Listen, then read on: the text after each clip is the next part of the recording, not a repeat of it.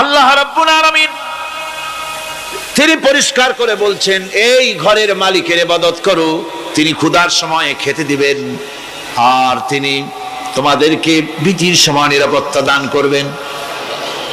চাউলের অভাব হবে না, পাটের অভাব হবে না, খাদ্যের অভাব হবে না, কারণ দুটি জিনিস যদি তোমরা করতে পারো খাবারের অভাব হবে না। ওয়ালাউ আন্না আহলাল কুরা আমানু ওয়াত্তাকাউ লাফাতাহনা আলাইহিম বারাকাতিম মিনাস সামাই ওয়াল আরদ। দেশের লোকেরা, জনপদের লোকেরা যদি দুইটা কাজ করে, এক নম্বরে হলো আমার উপরে ঈমান আনবে, দুই নম্বরে হলো আমাকে ভয় করার নীতি অবলম্বন করে যদি চলে, তাহলে ওই দেশের মানুষের জন্য আকাশ আর জমিনের সব বরকতের দরজা আমি আল্লাহ খুলে দেব। আল্লাহর ওয়াদা। আল্লাহ পাকের নিকট মানুষের সবচাইতে বড় দাবি কি? আল্লাহর কাছে মানুষের সবচাইতে বড় দাবি কি করতে পারেন? পারেন না। আল্লাহ পাকের কাছে মানুষের শ্রেষ্ঠ দাবিটা আল্লাহ নিজেই শিখাই দিয়েছেন। আমার কাছে দাবি কর, ইহদিনাস সিরাতাল মুস্তাকিম। আয় আল্লাহ, একটা সোজা, একটা সরল রাস্তা আমারে দাও, একটা সহজ পথ আমারে দাও। এই কথা সূরা ফাতিহা দাবি করার পর আল্লাহ রাব্বুল আলামিন এই অভিনন্দনের জবাবে, 7টা বাক্যের অভিনন্দনের জবাবে আল্লাহ রাব্বুল আলামিন 30 পারা কোরআন শরীফ নাজিল করে দিলেন।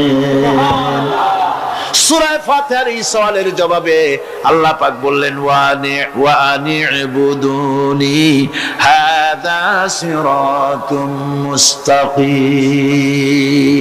সোজা রাস্তা চাও, আমার গোলামি করো, ইবাদত করো। সব জায়গায় ইবাদত, গোলামি করাই লাগবে। আমার কাছে সোজা রাস্তা চাও, সোজা রাস্তা হলো আমার গোলামি করা। কার গোলামি? বেহেশতে যেতে চান? আমি আস্তে জিজ্ঞাসা বলে আপনারও আস্তে জবাব দিলেন। বেহেশতে যেতে চান? সুবহানাল্লাহ। এমন কোন মানুষ আছে নাকি যে বেহেশতে যেতে চায় না? মদ খোর যাইতে চায়। সবাই, আমরা সবাই বেহেশতের আশা করি, ঠিক কিনা? আল্লাহ রাব্বুল আলামিন বলেন, বেহেশতে যদি যেতে চাও তাহলেও ইবাদত করা লাগবে, ইবাদত ছাড়া জান্নাতে যাওয়া যাবে না। ফাদখুলি ফি ইবাদি ওয়াদখুলি জান্নাতি। সর্বপ্রথম আমার বান্দার মধ্যে দাখিল হয়ে যা, আমার গোলামির মধ্যে দাখিল হওয়া, আমার গোলাম হয়, এরপরে আমার জান্নাতে চলে যা। আগে গোলাম হবি, তারপরে কোথায় যাবি? জান্নাতে যাবে। আগে গোলাম হ, আগে গোলামির খাতায় নাম লেখা, আগে সত্যিকারের আমার বান্দা হ, গোলাম, এরপরে জান্নাতে যাওয়া যাবে। জান্নাতে যাইয়া আল্লাহর সাথে কি দেখা করতে চাই? আল্লাহর সাথে দেখা করতে চাই।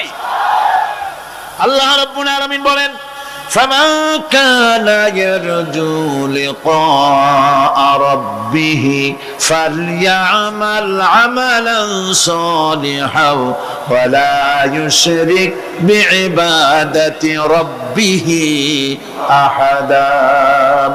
তোমাদের মধ্যে যদি কেউ আল্লাহর সঙ্গে, তার রবের সঙ্গে যদি কেউ দেখা করতে চায়, তাহলে সে যেন ভালো ভালো কাজ করে, নেক কাজ করে, আর তোমার রবের সাথে অর্থাৎ আল্লাহ রাব্বুল আলামিনের সাথে ইবাদতের মধ্যে যেন কাউকে শরীক না করে।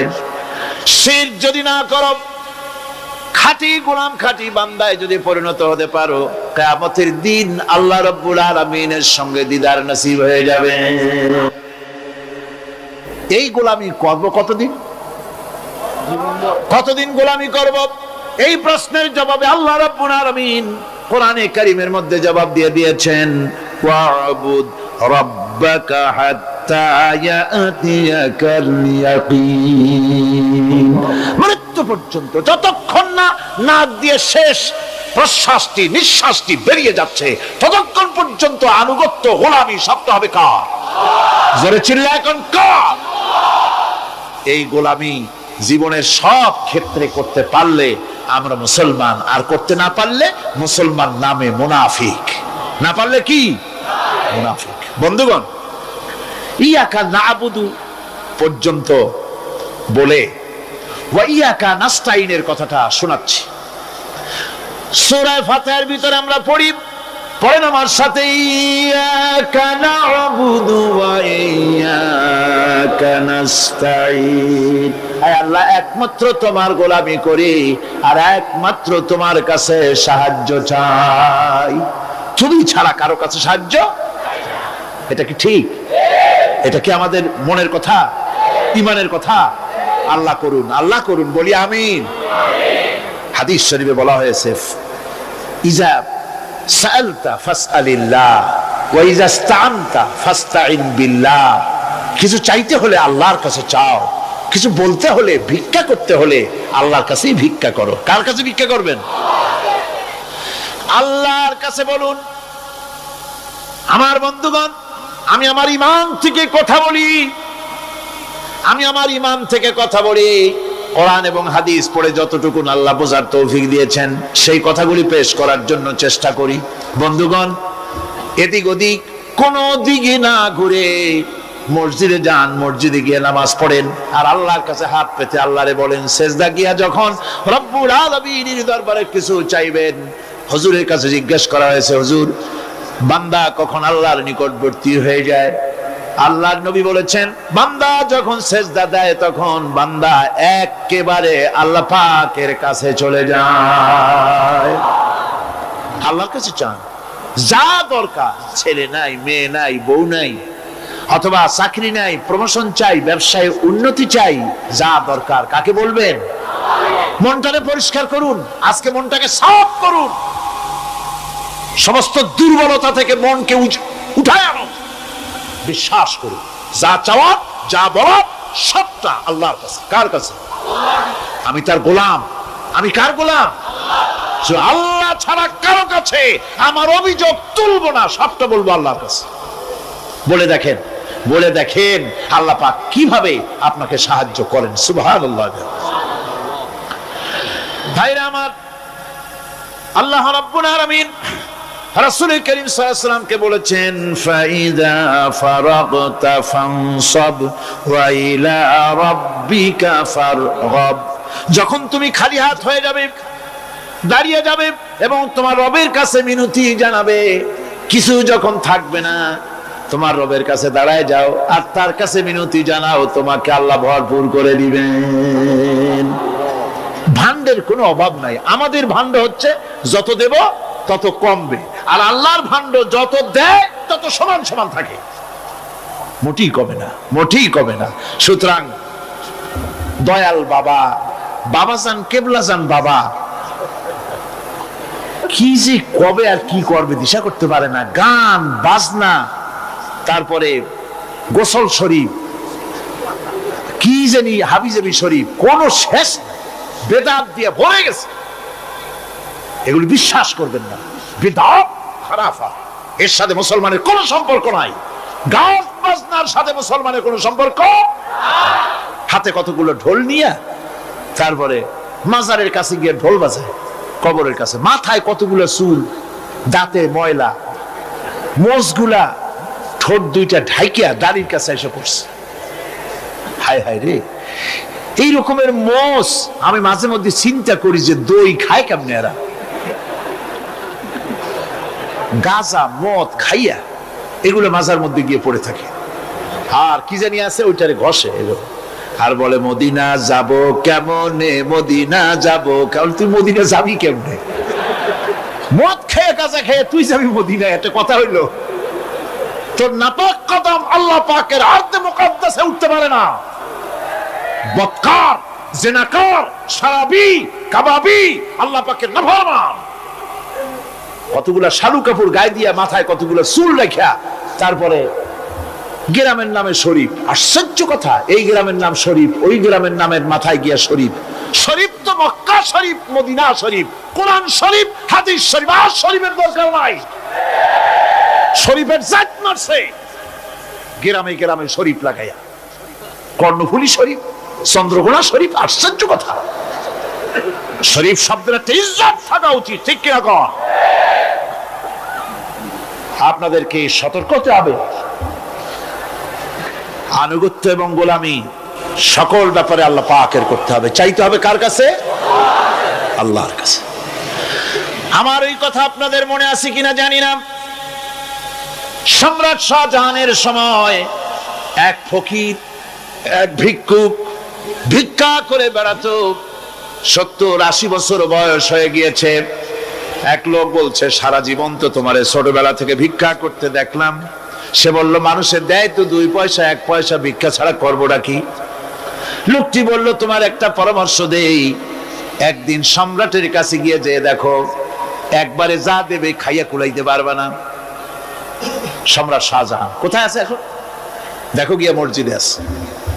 লোকটি মসজিদের বাইরে গিয়ে দেখে সম্রাট একা হাত তুলে বসে আছে, চোখ থেকে পানি পড়তেছে দর দর করে, দাড়ি ভিজে জামায় পড়তেছে,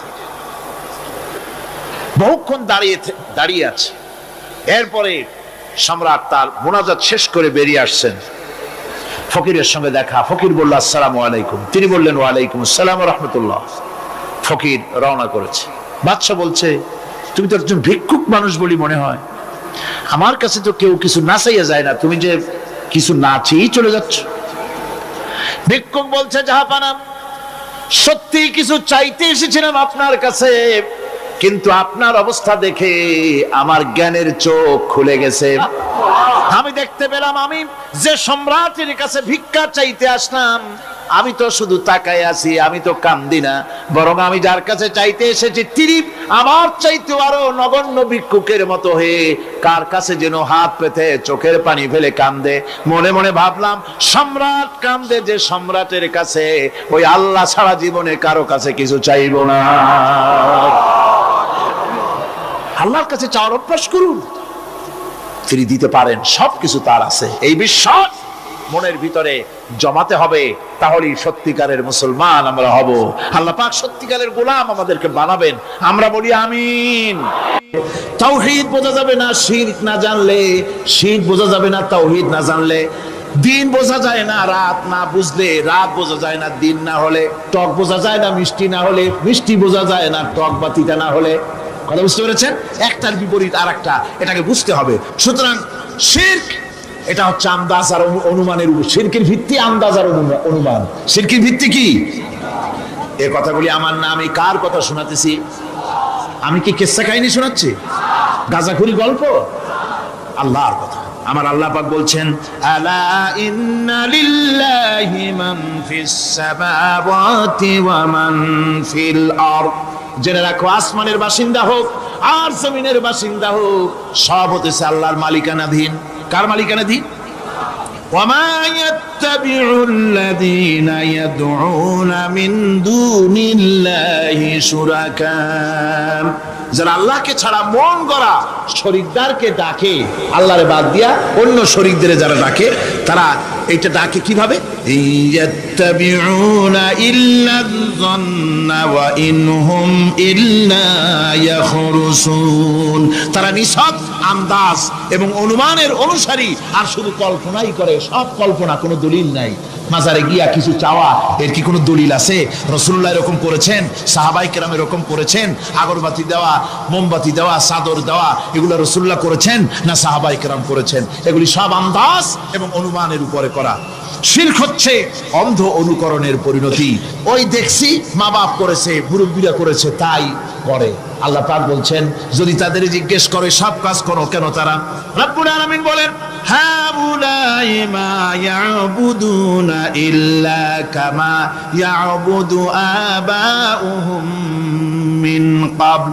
হে নবী, এরা সেই মিথ্যা খোদাদের ইবাদত করে। কেন করে? প্রশ্ন করা হলে তারা এই জন্যই করে যে তাদের বাপ দাদারে করতে দেখেছে, তাই বাপ দাদাদের অনুসরণ তারা করে, অনুকরণ করে, আন্দাজের উপরে, অনুমানের উপরে। তাদের কাছে কোনো দলিল নাই। এই শিরক থেকে ফিরে থাকার জন্য সূরা লোকমানের মধ্যে দেখুন, হযরতে লোকমান তিনি তার সন্তানকে ডেকে বলছেন, ইয়া বুনাইয়া إذ قال لقمان لابنه وهو يعظه يا بني لا تشرك بالله إن الشرك لظلم عظيم। يا بني, হে আমার নান্না মুন্না লাডলা, হে আমার কলিজার টুকরা সন্তান, ইয়া বুনাইয়া লা তুশরিক বিল্লাহ, খবরদার আল্লাহর সাথে শরীক স্থাপন করো না। ইন্না শিরকা লাযুলমুন আযীম, শিরক হচ্ছে মস্ত বড় অপরাধ। যারা শিরক করে তারা অপমানিত্বের শেষ পর্যায়ে চলে যায়, তারা অপমানিত হয়। কিরকম? ওয়ামান ইউশরিক বিল্লাহি ফাকান্নামা খাররা মিনাস সামাই ফাতাখতাফুহু আত-তায়রু আও তাহবি বিহির রিহু ফি মাকানিন সাহিক। আল্লাহর সাথে যারা শিরক করে সে যেন আকাশ থেকে পড়ে গেল। কার কথা এটা? যে ব্যক্তি শিরক করলো সে যেন আকাশ থেকে পড়ে গেল, আর পাখি যেন তাকে মহাশূন্য থেকে ছোঁ মেরে নিয়ে গেল, বাতাস যেন তাকে এক বিরাট প্রান্তর নিয়ে বিন্দু বিন্দু করে ছিন্ন ভিন্ন করে দিল। তার মানে হলো আকাশ থেকে পড়ে যাওয়ার অর্থ হলো তাওহীদের অবস্থান থেকে সরে যাওয়া। পাখিতে ছোঁ মারার অর্থ হলো যখন সে শিরক করে তখন শয়তানের সে ফুটবল হয়ে যায়। শয়তানের কি হয়? শয়তানের ফুটবল হয়ে যায়। বাতাস উড়িয়ে নেওয়ার অর্থ হলো লালসা এবং নফসের প্রবৃত্তির ভিতরে লোকটি নিমজ্জিত হয়ে যায়। সুতরাং অপমান এবং লাঞ্ছনা পাওনা থাকে যারা শিরক করে তাদের জন্য। আল্লাহ শিরকের ব্যাপারে একটা দৃষ্টান্ত দিচ্ছেন। আল্লাহ পাক কোরআন শরীফে অনেক দৃষ্টান্ত দিয়েছেন। দৃষ্টান্ত দিলে লোকেরা বোঝে ভালো, ঠিক কিনা কোন? আল্লাহ পাক দৃষ্টান্ত দিচ্ছেন, ইয়া আইয়ুহান নাসু দুরিবা মাসালুন ফাসতাবিউ লাহু ইন্নাল্লাযীনা তাদউনা মিন দুনিল্লাহি লা ইয়াখলুকু যুবাবান ওয়ালাউ ইসতামাউ লাহু। আল্লাহ পাক বলেন, হে মানব সকল, আমি আল্লাহ একটা দৃষ্টান্ত দিতেছি, তোমরা শোনো। সুবহানাল্লাহ। আল্লাহ পাক বলছেন আমি একটা দৃষ্টান্ত দেই, তোমরা শোনো। ফাসতামিউ লাহু, কান পাতা ভালো করে শোনো আমার দৃষ্টান্তটা। আমি আল্লাহর বাদ দিয়ে যারা অন্যদেরকে ডাকে প্রয়োজন পুরাবার জন্য, সন্তান পাওয়ার জন্য, স্বাস্থ্য ভালো হওয়ার জন্য, ঋণ মুক্ত হওয়ার জন্য, ইবাদত করার নিয়ত নিয়ে আমারে বাদ দিয়ে তারা যারা ডাকে, যাদেরকে ডাকা হলো ওরা তো মাছির মতো একটা প্রাণীও বানাইতে পারে না। ছোট্ট একটা মাছিও বানাইতে পারে? জোরে বলেন, পারে? মাছির মতো প্রাণী বানানো তো দূরের কথা। ওয়াইয়াসলুবুহুম যুবাবু শাইআ লা ইস্তানকিযুহু মিনহু যাউফাত তালিব ওয়াল মাতলুব। ওই মাছি যদি তার কাছ থেকে কোনো জিনিস হরণ করে নিয়ে যায়, মাছির কাছ থেকে ওটা ফিরায় রাখার ক্ষমতা তার নাই। মূর্তি বানানো হয় 10খানা হাত, 20খানা হাত, 40টা মাথা, সামনে ডাব আছে, চিড়া আছে, কলা আছে, মুড়ি আছে, কত খাবার। মাছিতে সব যদি নিয়ে যায়, কুত্তায় দাঁড়ায় যদি গায়ে পেশাবও করে দেয়, এতগুলা হাত একটা হাত দিয়েও সরাইয়া দিতে পারে না। আল্লাহ পাক বলেন দাউফাত তালিবু ওয়াল মাতলুব। যাদের কাছে ওরা চায়, ওই আশ্রয় প্রার্থী আর আশ্রয়দাতা দুটোই দুর্বল। হাদিস শরীফে এসেছে, একবার এক মুশরিক রাসূল করিম সাল্লাল্লাহু আলাইহি ওয়াসাল্লামের কাছে এসেছেন একটা ভাঙ্গা, ঠ্যাং ভাঙ্গা, কল্লা ভাঙ্গা একটা মূর্তি নিয়ে। হুজুর বলছেন যে তোমার এই মূর্তিটার কল্লা ঠ্যাং ভাঙ্গা কেন? সে ব্যক্তি কইল যে হুজুর, এটা হলো আমার খোদা। বিপদ আপদ থেকে বাঁচার জন্য সবসময় বগলে রাখি, না জানি কোন সময় কোন বিপদে পড়ে যাই। পথে চলতে গিয়ে পেশাব আসলো, ভাবলাম খোদারে নিয়ে এই কাম করুন। তারা রাস্তার উপরে দাঁড় করায় রাখা, এরপরে আমার কাজ সারলাম। এসে দেখি খোদাটার মাথা থেকে শুরু করে পা পর্যন্ত খালি ভিজা। ভাবলাম খোদার শরীর ভিজা, নিশ্চয়ই কোনো বরকতের পানি হবে। কোলে তুলে নিয়ে চাট আরম্ভ করলাম। চাটতে গিয়ে টের পাইলাম যে গন্ধ লাগে টক টক।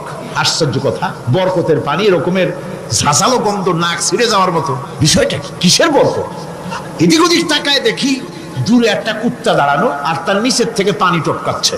তখন বুঝলাম কি বরকতের পানি। কয় হুজুর, মেজাজটা খারাপ হয়ে গেল। খোদাটার ঠ্যাং না ধরিয়া ঠ্যাং ধরে বললাম, তুই খোদা না হুদা? কুত্তার পেশাব দিয়া নিজের বাঁচাইতে পারো না, আমারে বাঁচাবি কেমনে?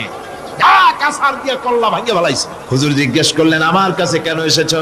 মুশরিক ব্যক্তি বলছি, ইয়া রাসূলুল্লাহ, জীবনের ভুল বুঝতে পেরেছি, আমি এখন তাওহীদের শরবত পান করতে এসেছি। নবীজি বললেন, পড়ো লা ইলাহা ইল্লাল্লাহু মুহাম্মাদুর রাসূলুল্লাহ। আল্লাহ পাক কি সুন্দর করে বুঝাচ্ছেন। আমি ছাড়া কারো কোনো ক্ষমতা নাই। আল্লাহুল্লাযী খালাকাকুম সুম্মা রাযাকাকুম সুম্মা ইউমীতুকুম সুম্মা ইউহয়ীকুম। আল্লাহ বলছেন, ও বান্দারা শোনো, আমি আল্লাহ তোমাদেরকে সৃষ্টি করেছি, শুধু সৃষ্টি করি নাই, খাবার দিছি। কে দিয়েছেন খাবার? সৃষ্টি করেছি, খাবার দিয়েছি, এরপরে তোমাদের মৃত্যু করব, আবার মৃত্যুর উপরে আমি আল্লাহ তোমাদের জিন্দা করব। হাল মিন শুরাকাইকুম মান ইয়াফআলু মিন যালিকুম মিন শাই। তোমরা তাদের পূজা করো, তোমরা তাদের ইবাদত করো, আমি আল্লাহ ছাড়া আমি যে সব কাজ করি, এই সব কাজ তোমাদের ওই সব দেবদেবতারা করতে পারে? আল্লাহ বলেন পারে না। সুবহানাহু ওয়া তাআলা আম্মা ইউশরিকুন। তিনি পবিত্র, পবিত্র। তারা যে সমস্ত কথা বলে আর আল্লাহর সাথে যে সমস্ত জিনিস দিয়ে শরীক স্থাপন করে, তার থেকে আল্লাহ মহান, পবিত্র। আল্লাহ পাক বলেন, দেখো আমার কত ক্ষমতা, চিন্তা করো। কুল আরাইতুম ইন আখাযাল্লাহু সামআকুম ওয়া আবসারাকুম ওয়া খাতামা আলা কুলুবিকুম মান ইলাহুন গায়রুল্লাহি ইয়াতিকুম বিহি।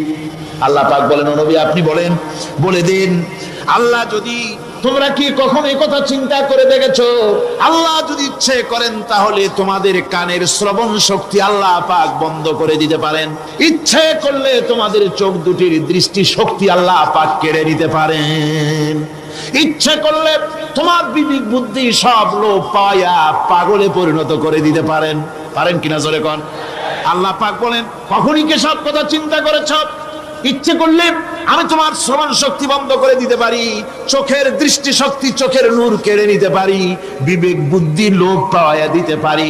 এরপরে এগুলি যদি আমি করি, মান ইলাহুন গায়রুল্লাহি ইয়াতিকুম বিহি, তাহলে আমি আল্লাহ ছাড়া মন কে আছে?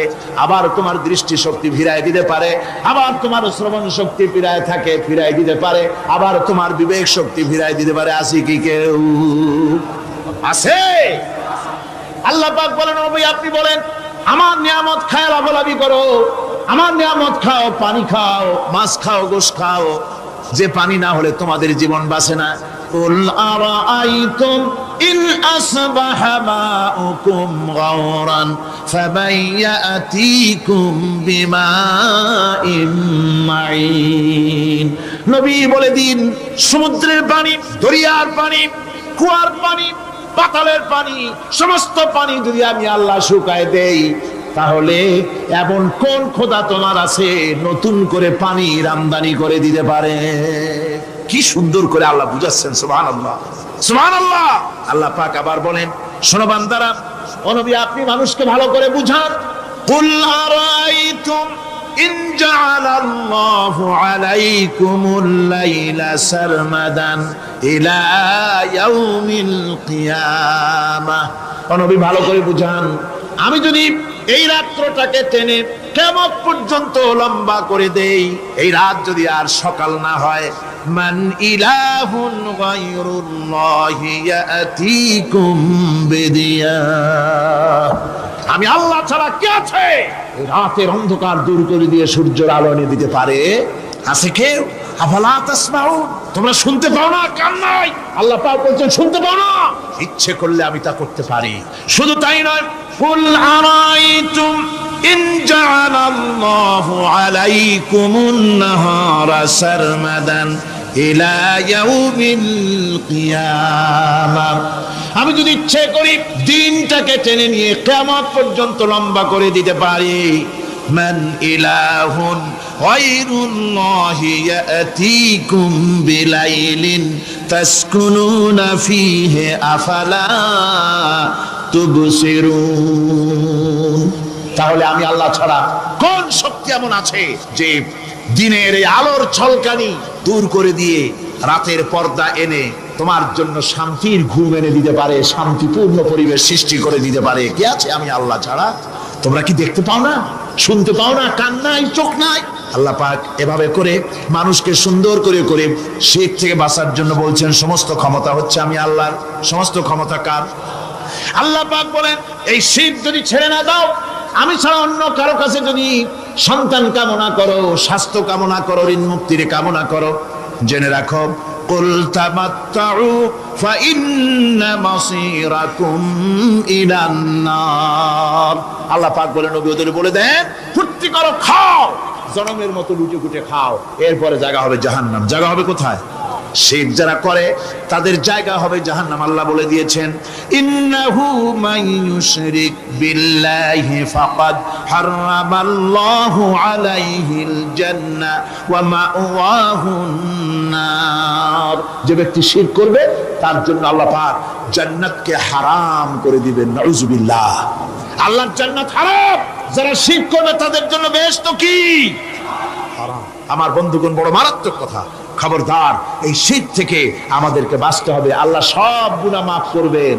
শিরকের গুনাহ আল্লাহ পাক বলছেন ইন্নাল্লাহা লা ইয়াগফিরু আন ইউশরাকা বিহি ওয়া ইয়াগফিরু মা দুনা যালিকা লিমান ইয়াশা। আল্লাহ রাব্বুল আলামিন শিরকের গুনাহ মাফ করবেন না, সমস্ত গুনাহ মাফ হয়ে যাবে। শিরকের গুনাহ রব্বুল আলামিন মাফ করে দিবেন না। ওয়া মান ইউশরিক বিল্লাহি ফাকাদ ইফতারা ইসমান আযীমা। যারা শিরক করলো তারা আল্লাহর সাথে মিথ্যা আরোপ করলো, জুলম করলো আল্লাহর উপরে। জোরে কর নাউযুবিল্লাহি মিন যালিক। ভাইরা আমার, সুতরাং আমাদেরকে ডাকতে হবে একমাত্র আল্লাহ পাককে। কাকে ডাকতে হবে? আল্লাহ পাককে ডাকতে হবে। তিনি আমাদের সমস্ত প্রয়োজন মিটিয়ে দিবেন। এ বিশ্বাস আছে তো? এ বিশ্বাস হয়েছে? আল্লাহ পাক বলছেন ওয়ালা তাদউ মিন দুনিল্লাহি মা লা ইয়ানফাউকা ওয়া লা ইয়াদুররুকা ফাইন ফাআলতা ফাইন্নাকা ইযাম মিনাজ জালিমিন।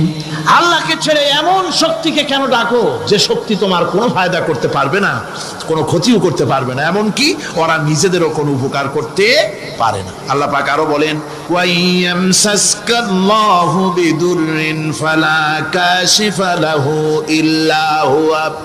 আল্লাহ পাক যদি কোনো বিপদ দেন, ওই বিপদ থেকে তোমাকেই কেউ ফিরাইয়া দিতে পারে না। ওয়াইয়ুরিদিকা বিখাইরিন ফালা রাদ্দা লিফাদলি। আল্লাহ পাক যদি তোমার কোনো অনুগ্রহ করতে চান, তোমাকে যদি কোনো সাহায্য করতে চান, সেই সাহায্যের মুখেও তোমাকে কেউ প্রতিরোধ করে তুলতে পারে না, আল্লাহ সাহায্য ফিরাই দিতে পারে না। সুতরাং সবকিছুর মালিক হচ্ছেন আল্লাহ। চাইতে হবে আল্লাহর কাছে। বলুন তো জোরে সরে, হায়াতের মালিক কে? সমস্ত মুসলমানদেরকে চিল্লায় বলতে হবে। দাঁড়ানো মানুষ, বসা মানুষ, সব মুসলমান একযোগে শরীরের সমস্ত শক্তি দিয়ে বলুন হায়াতের মালিক কে? মওতের মালিক কে? হাসাবার মালিক কে? কাঁদাবার মালিক কে? খেতে দেওয়ার মালিক কে? মৃত্যু দেওয়ার মালিক কে? সব কিছুর মালিক কে? আল্লাহ সুবহানাহু ওয়া তাআলা। তিনি হচ্ছেন একমাত্র আমাদের প্রভু। ওই আল্লাহ রাব্বুল আলামিন বলেন ওয়া'বুদুহু ওয়াশকুরু লাহু ইলাইহি তুরজাউন। ওই আল্লাহর ইবাদত করো, তার শুকর আদায় করো, তার দিকেই আমাদের সকলকেই ফিরে যেতে হবে। আমরা বিপদে পড়ি, মুসিবতে পড়ি, যে অবস্থায় থাকি, আল্লাহ আমাদেরকে বাঁচান, রক্ষা করেন, এই বিশ্বাস আমাদের মনের মধ্যে সবসময় থাকতে হবে। আমরা ঝড়ের মধ্যে পড়ি, বৃষ্টির মধ্যে পড়ি, বিপদে পড়ি, যেখানেই থাকি, যত কষ্ট করি, সব জায়গায় আল্লাহ আমাদের হেফাজত করেন। কে করেন? হেফাজত। সুতরাং কোনো মাজারে নয়, কোনো কবরে নয়। আপনারা এর থেকে, এই সমস্ত শিরক এবং বেদাত থেকে আপনাদেরকে বাঁচতে হবে। আকাশ থেকে, জমিন থেকে খাদ্য, রিজেক, ভালো সবকিছু আল্লাহ পাক আমাদেরকে দেন। আইলাহুম্মা আল্লাহ। এই সমস্ত কাজে আল্লাহর কোনো শরীক নাই। আছে নাকি কোনো শরীক?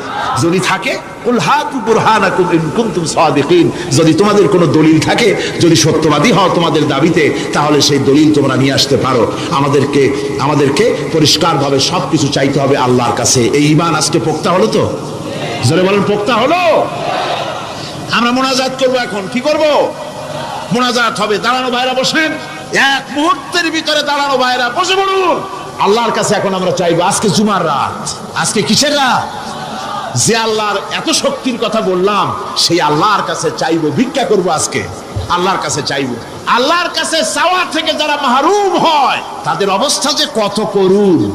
আল্লাহর কাছে যদি হাত পাতার মতো হিম্মত না হয়, মুনাজাতের কথা শুনে যারা হাঁটে, আমার দুঃখ হয় তাদের জন্য, করুণা হয় তাদের জন্য। আল্লাহ পাকের কাছে হাত তুলতে হবে, আল্লাহর কাছে হাত তুলতে হবে। কার কাছে হাত তুলতে হবে? আল্লাহর কাছে।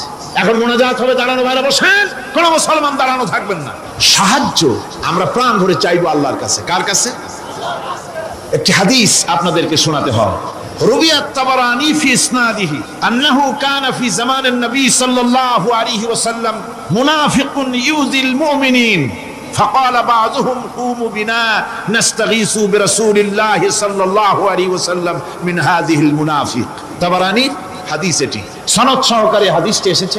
সেটা হচ্ছে যে রাসূল করিম সাল্লাল্লাহু আলাইহি ওয়াসাল্লামের জামানায় একজন মুনাফিক এক এলাকায় মুসলমানদেরকে খুব রকম নির্যাতন করতেছিল।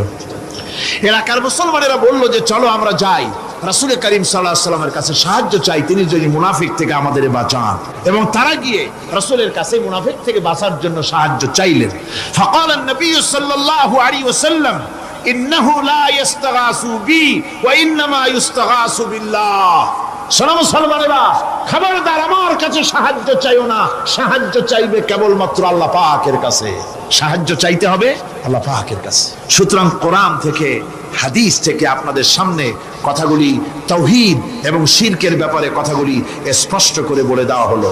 আন জাবির বিন আব্দুল্লাহ রাদিয়াল্লাহু তাআলা আনহুমা قال سمعت رسول الله صلى الله عليه وسلم يقول من لقي الله لا يشرك به دخل الجنة। হযরত জাবির রাদিয়াল্লাহু তাআলা আনহু বলছেন, আমি শুনেছি রাসূলুল্লাহ বলেছেন, মুসলিম শরীফের হাদিস, আমি শুনেছি আমার কানে রাসূলুল্লাহ বলেছেন, যে ব্যক্তি আল্লাহর দরবারে এই অবস্থায় উপস্থিত হবে যে সে কোনো শিরক করে নাই, আল্লাহ তাকে বেহেশত দিয়ে দিবেন।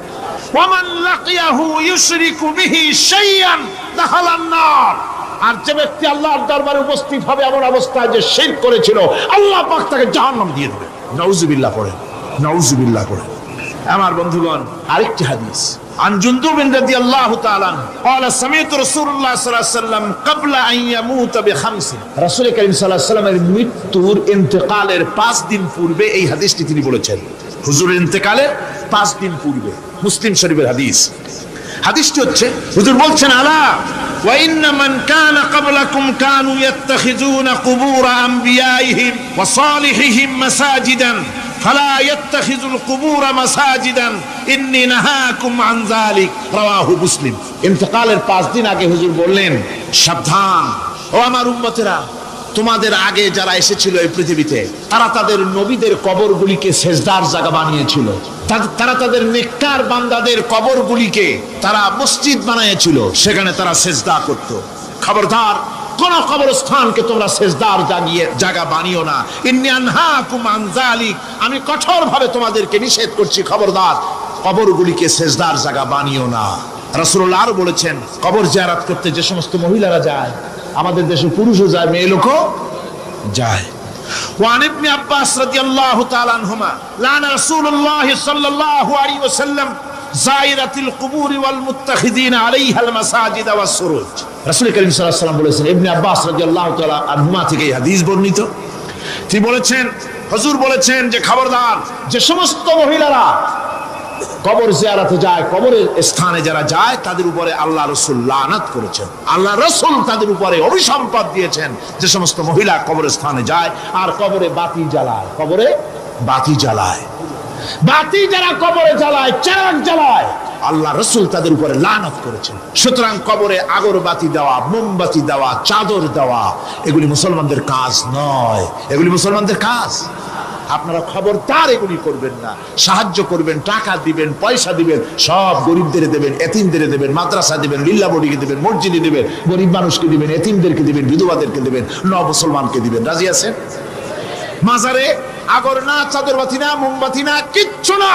কোন মাজারে গেলেন, বাস আসসালামু আলাইকুম ইয়া আহলাল কুবুর, সূরা ফাতিহা পড়লেন, সূরা ইখলাস পড়লেন, দরুদ শরীফ পড়লেন, দোয়া করে দিলেন, আল্লাহ কবরে যিনি শুয়ে আছেন তারা বললাম সব পৌঁছে দাও, শেষ। কিচ্ছু চাওয়ার নাই, চাইতে হবে আল্লাহর কাছে। কার কাছে? মুসলমান রাজি আছেন? কারা কারা রাজি দেখান, কারা কারা রাজি? আলহামদুলিল্লাহ।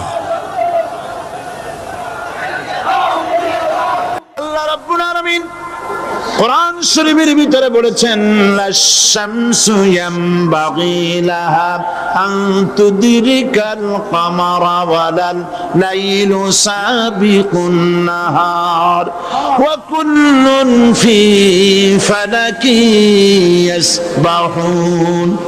প্রবল জ্ঞানী হইবে যাহারা, আপন মনেতে বুঝিবে তাহারা, রাত্রি পারে না আগে যাইবার, দিনের স্থান করি অধিকার। চন্দ্র বাদে না সূর্যের গায়েতে, সূর্য পারে না চন্দ্রকে ধরিতে, যার যে স্থান বহাল রাখিয়া ভ্রমণ করিছে খোদাকে ডরিয়া। একটি নির্ধারিত সময় সীমা পর্যন্ত আপন আপন কক্ষপথে সব দৌড়াদৌড়ি করবে, কারো সাথে অ্যাক্সিডেন্ট হবে না কারো। ওয়াকুল্লুন ফি ফালাকি ইয়াসবাহুন, যা আছে মহাশূন্যে সব ঘুরতেছে। কে বলে? বলেন সবাই, কে বলছে? কোন সূরা? সূরা ইয়াসিন। আবার শুনুন, আল্লাহ পাক ফয়সালা দিচ্ছেন ঘোরে কেডা? শুধু সূর্য ঘোরে না, শুধু চন্দ্র ঘোরে না, আল্লাহ মহাশূন্যে যা রেখেছেন সব ঘুরতেছে, সবই সন্তরণশীল, সব গতিশীল। সুতরাং ফয়সালা তো আল্লাহর কাছ থেকে নিতে হবে। পৃথিবী সৃষ্টি করেছেন, মানব গোষ্ঠী সৃষ্টি করেছেন এবং মানুষের প্রয়োজন মিটিয়েছেন। এই মানুষগুলিকে কে সৃষ্টি করেছে? মানুষ সৃষ্টির ব্যাপারেও দার্শনিকরা মানুষদেরকে বিভ্রান্ত করে। যা কলেজে বিশ্ববিদ্যালয়ে পড়ানো হয়, এই কোরআন শরীফ বিশ্ববিদ্যালয়ে পড়ানো হয়? হ্যাঁ হয়। কয়েকটা আয়াত, কয়েকটা সূরা পরীক্ষায় পাস করার জন্য একটু একটু অপশনাল রেখে দেওয়া হয়েছে। বর্তমান যে শিক্ষা কমিশন, শামসুল হক শিক্ষা কমিশন রিপোর্ট মন্ত্রী পরিষদে অনুমোদন করেছে বর্তমান সরকার। এই শিক্ষানীতিতে বলা হয়েছে ক্লাস 1 থেকে নিয়ে ক্লাস 5 পর্যন্ত ধর্মীয় শিক্ষা দিতে দেওয়া হবে না। তাহলে ক্লাস 5 পর্যন্ত যদি ধর্মীয় শিক্ষা না থাকে, তাহলে ক্লাস 6-7-এ ওঠার পর আরবি যাওয়ারা, বাজাবর বা আনাকুম জানাকুম ছেলেরা পড়বে? মেয়েরা পড়বে?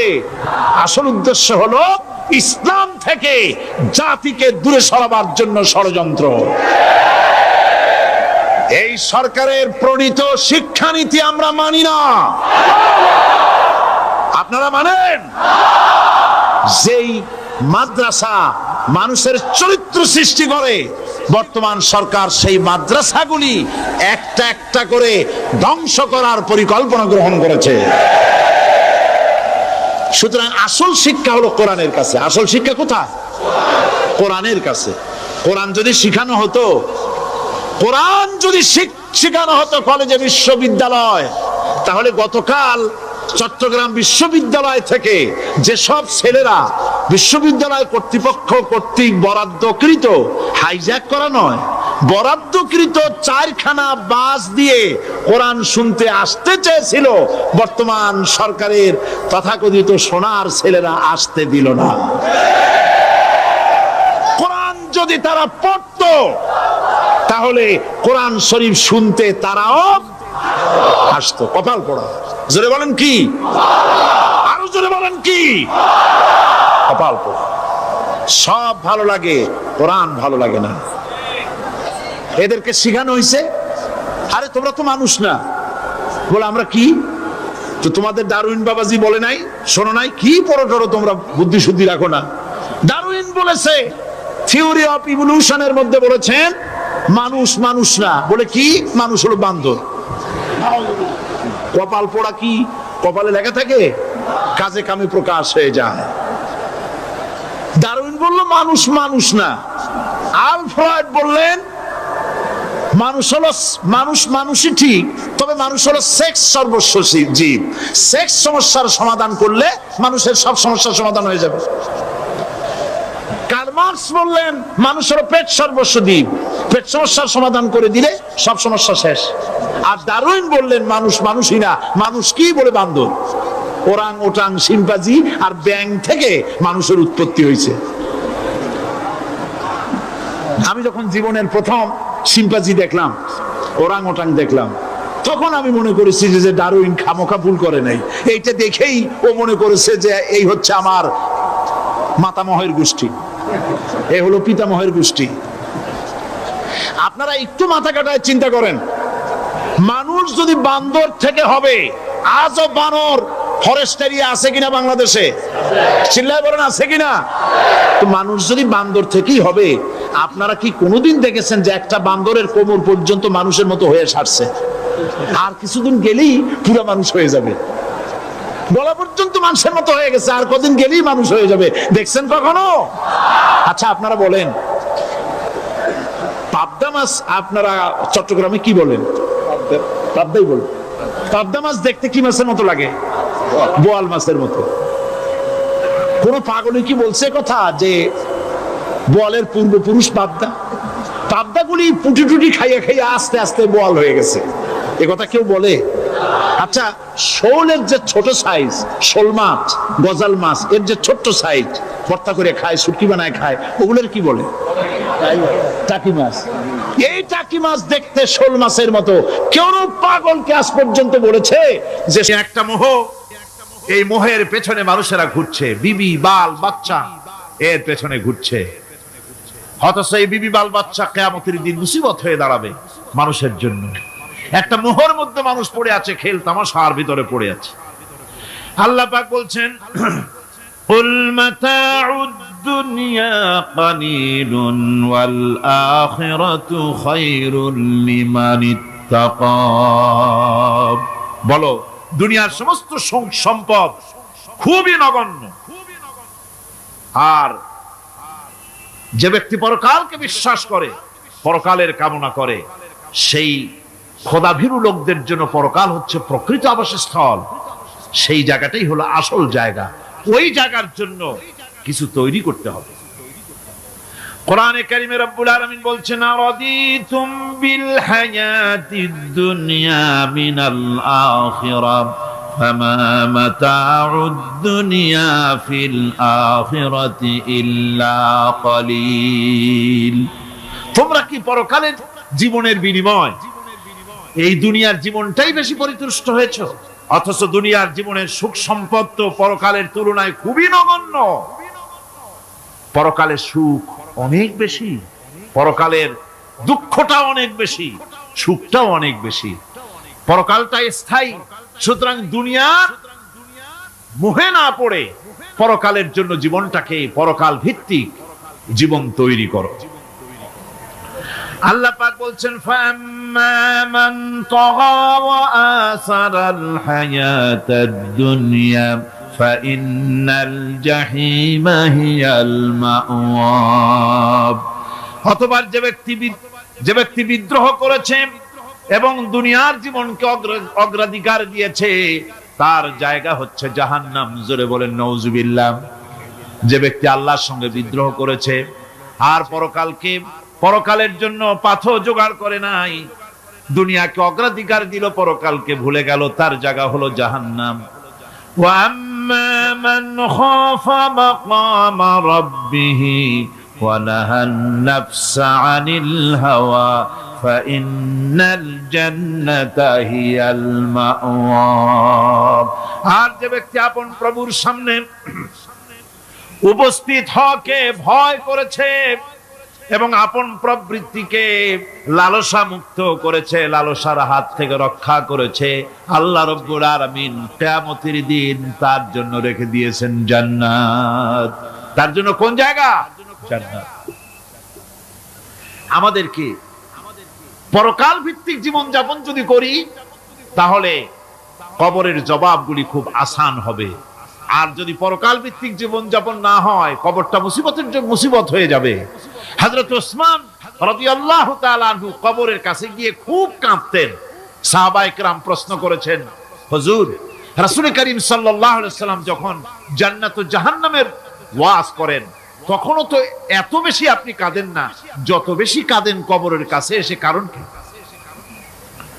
হযরত ওসমান রাদিয়াল্লাহু তাআলা আনহু বলতেন, আমার সাথীরা, আমি আমার হাবিবের কাছে, আল্লাহ রাব্বুল আলামিনের রাসূলের কাছে আমি শুনেছি, এই কবরটাই হলো প্রথম স্টেশন, এই কবরটাই হলো প্রথম ইমিগ্রেশন কাউন্টার। এই জায়গায় কেউ যদি ধরা পড়ে যায়, কারো যদি চার্জশিট হয়ে যায়, সব জায়গায় ধরা পড়ে যাবে, হাসরে মিজানে সিরাতে কোনো জায়গায় নাজাত পাবে না। আর এই কবরটা যদি কেউ মুক্তি পেয়ে যায়, মিজান সিরাত হাসর সব জায়গা থেকে আল্লাহ তারে ভালোভাবে পার করে দিবেন। এটা হলো আসল জায়গা, মারাত্মক জায়গা, খুব মারাত্মক জায়গা। আমি এটাকে ইমিগ্রেশন কাউন্টার বলেছি আমার ভাষায়।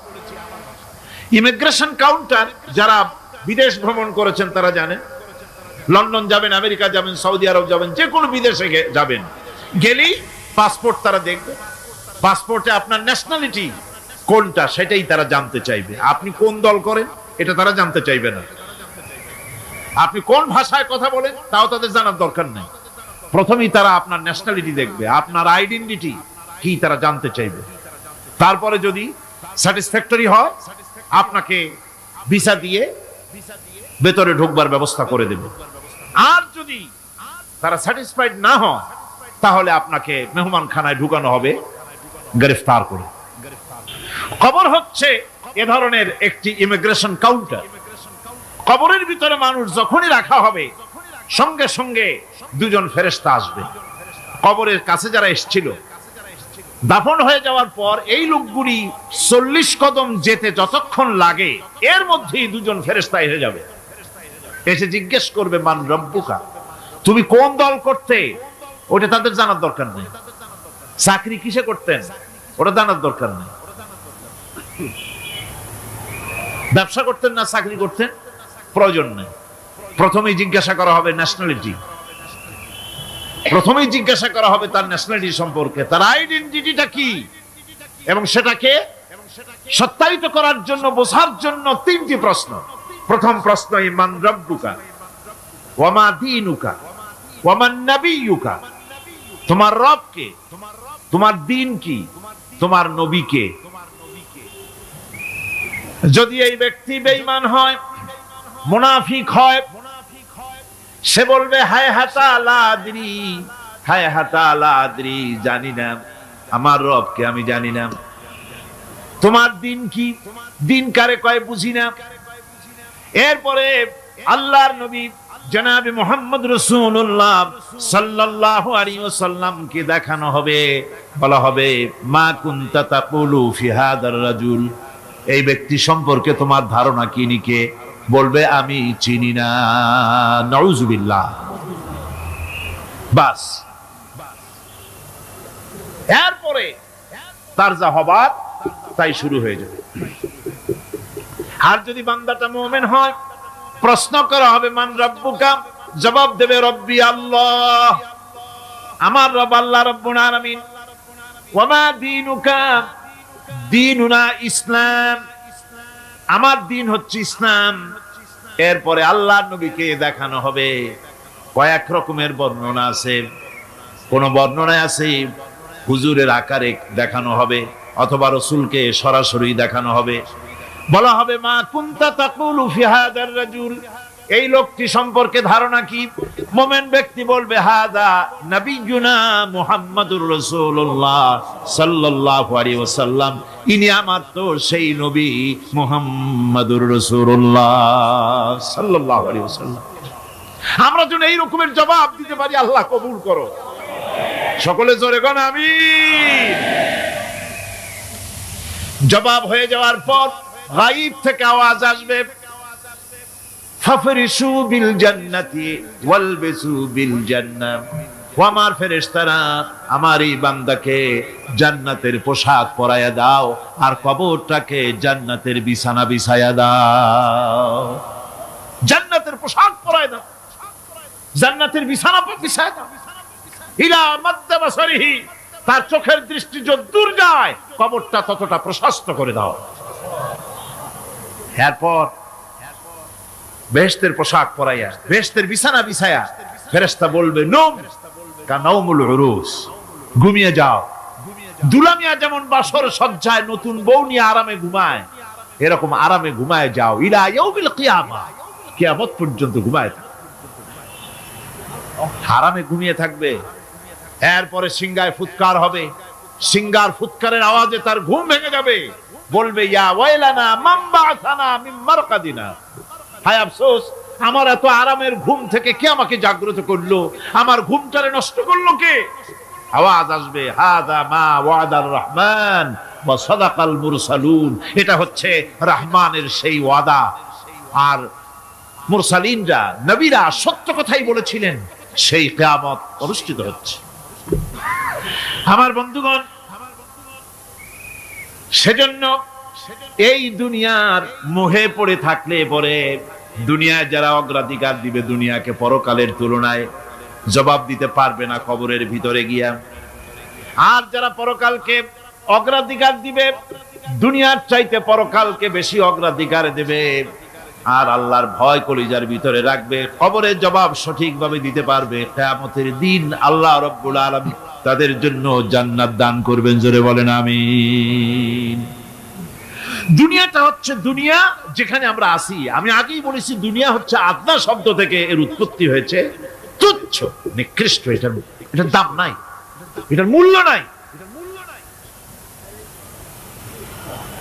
হযরত ইবনে কাইয়িম রাহিমাহুল্লাহ নওয়ারাল্লাহু মারকাদাহু ওয়া জাআলাল জান্নাতা মাথওয়াহু।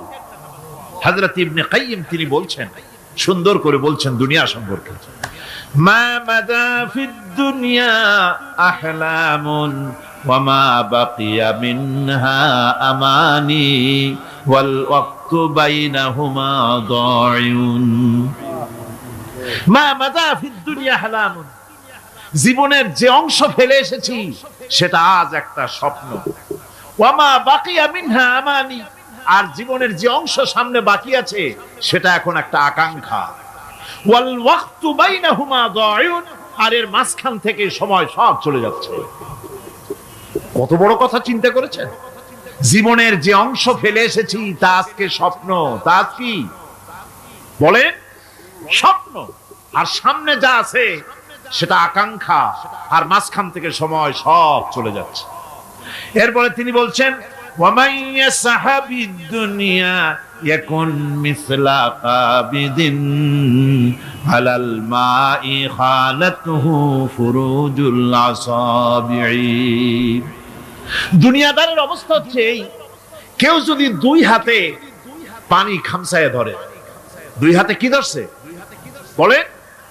দুই হাতে পানি খামসায় ধরেছে, খুব মজবুত করে ধরেছে, 2 মুঠ পানি।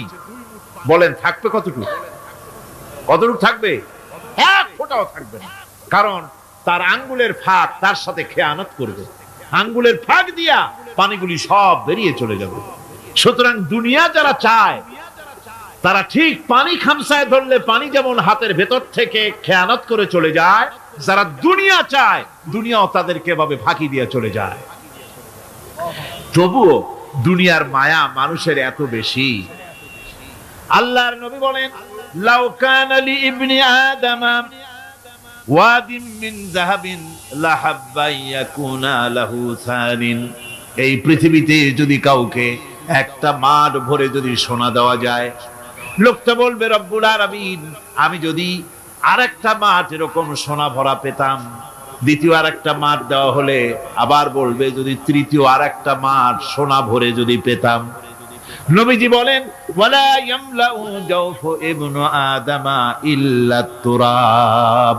মানুষের পেট 3.5 হাত মাটি ছাড়া, কবরের মাটি ছাড়া মানুষের পেট ভরবে না। আরো চাই, আরো চাই, চাওয়ার কোনো শেষ নাই। মানুষ এভাবে করে দুনিয়ার মহব্বতে এমনি পাগল হয়ে যায়, শুধু দুনিয়ার মহব্বত, পরকালকে বেমালুম ভুলে যায়। আমি কিন্তু এই কথা বুঝাতে চাই নাই যে পরকালের মহব্বতে, পরকালের ভয়তে বা পরকালের জন্য দুনিয়া আপনি বাজার ঘাট, বেচা কিনা, ব্যবসা বাণিজ্য সবকিছু ভুলে যান, না তা নয়। ভুল বোঝার কোনো কারণ নাই। পরকালকে অগ্রাধিকার দিতে হবে, মানে দুনিয়াটা চিরস্থায়ী জায়গা নয়। চিরস্থায়ী হচ্ছে কোনটা? আখিরাত। চিল্লা এখন কোনটা? সুতরাং এখানে যা করতে হবে আখিরাতের জবাবদিহিমূলক জীবন যাপন করতে হবে। আপনি ব্যবসা করবেন, ওজনে কম দিতে পারবেন না, আপনি খাদ্যে ভেজাল দিতে পারবেন না, চুরি করতে পারবেন না, ডাকাতি করতে পারবেন না, জেনা করতে পারবেন না, বদমাশি করতে পারবেন না, মদ খেতে পারবেন না, সন্ত্রাসী হতে পারবেন না, হাইজাকার হতে পারবেন না, চাঁদাবাজ হতে পারবেন না, মুনাফাখোর হতে পারবেন না, আপনি চোরা কারবারি হতে পারবেন না, ঘুষখোর হতে পারবেন না, সুদখোর হতে পারবেন না।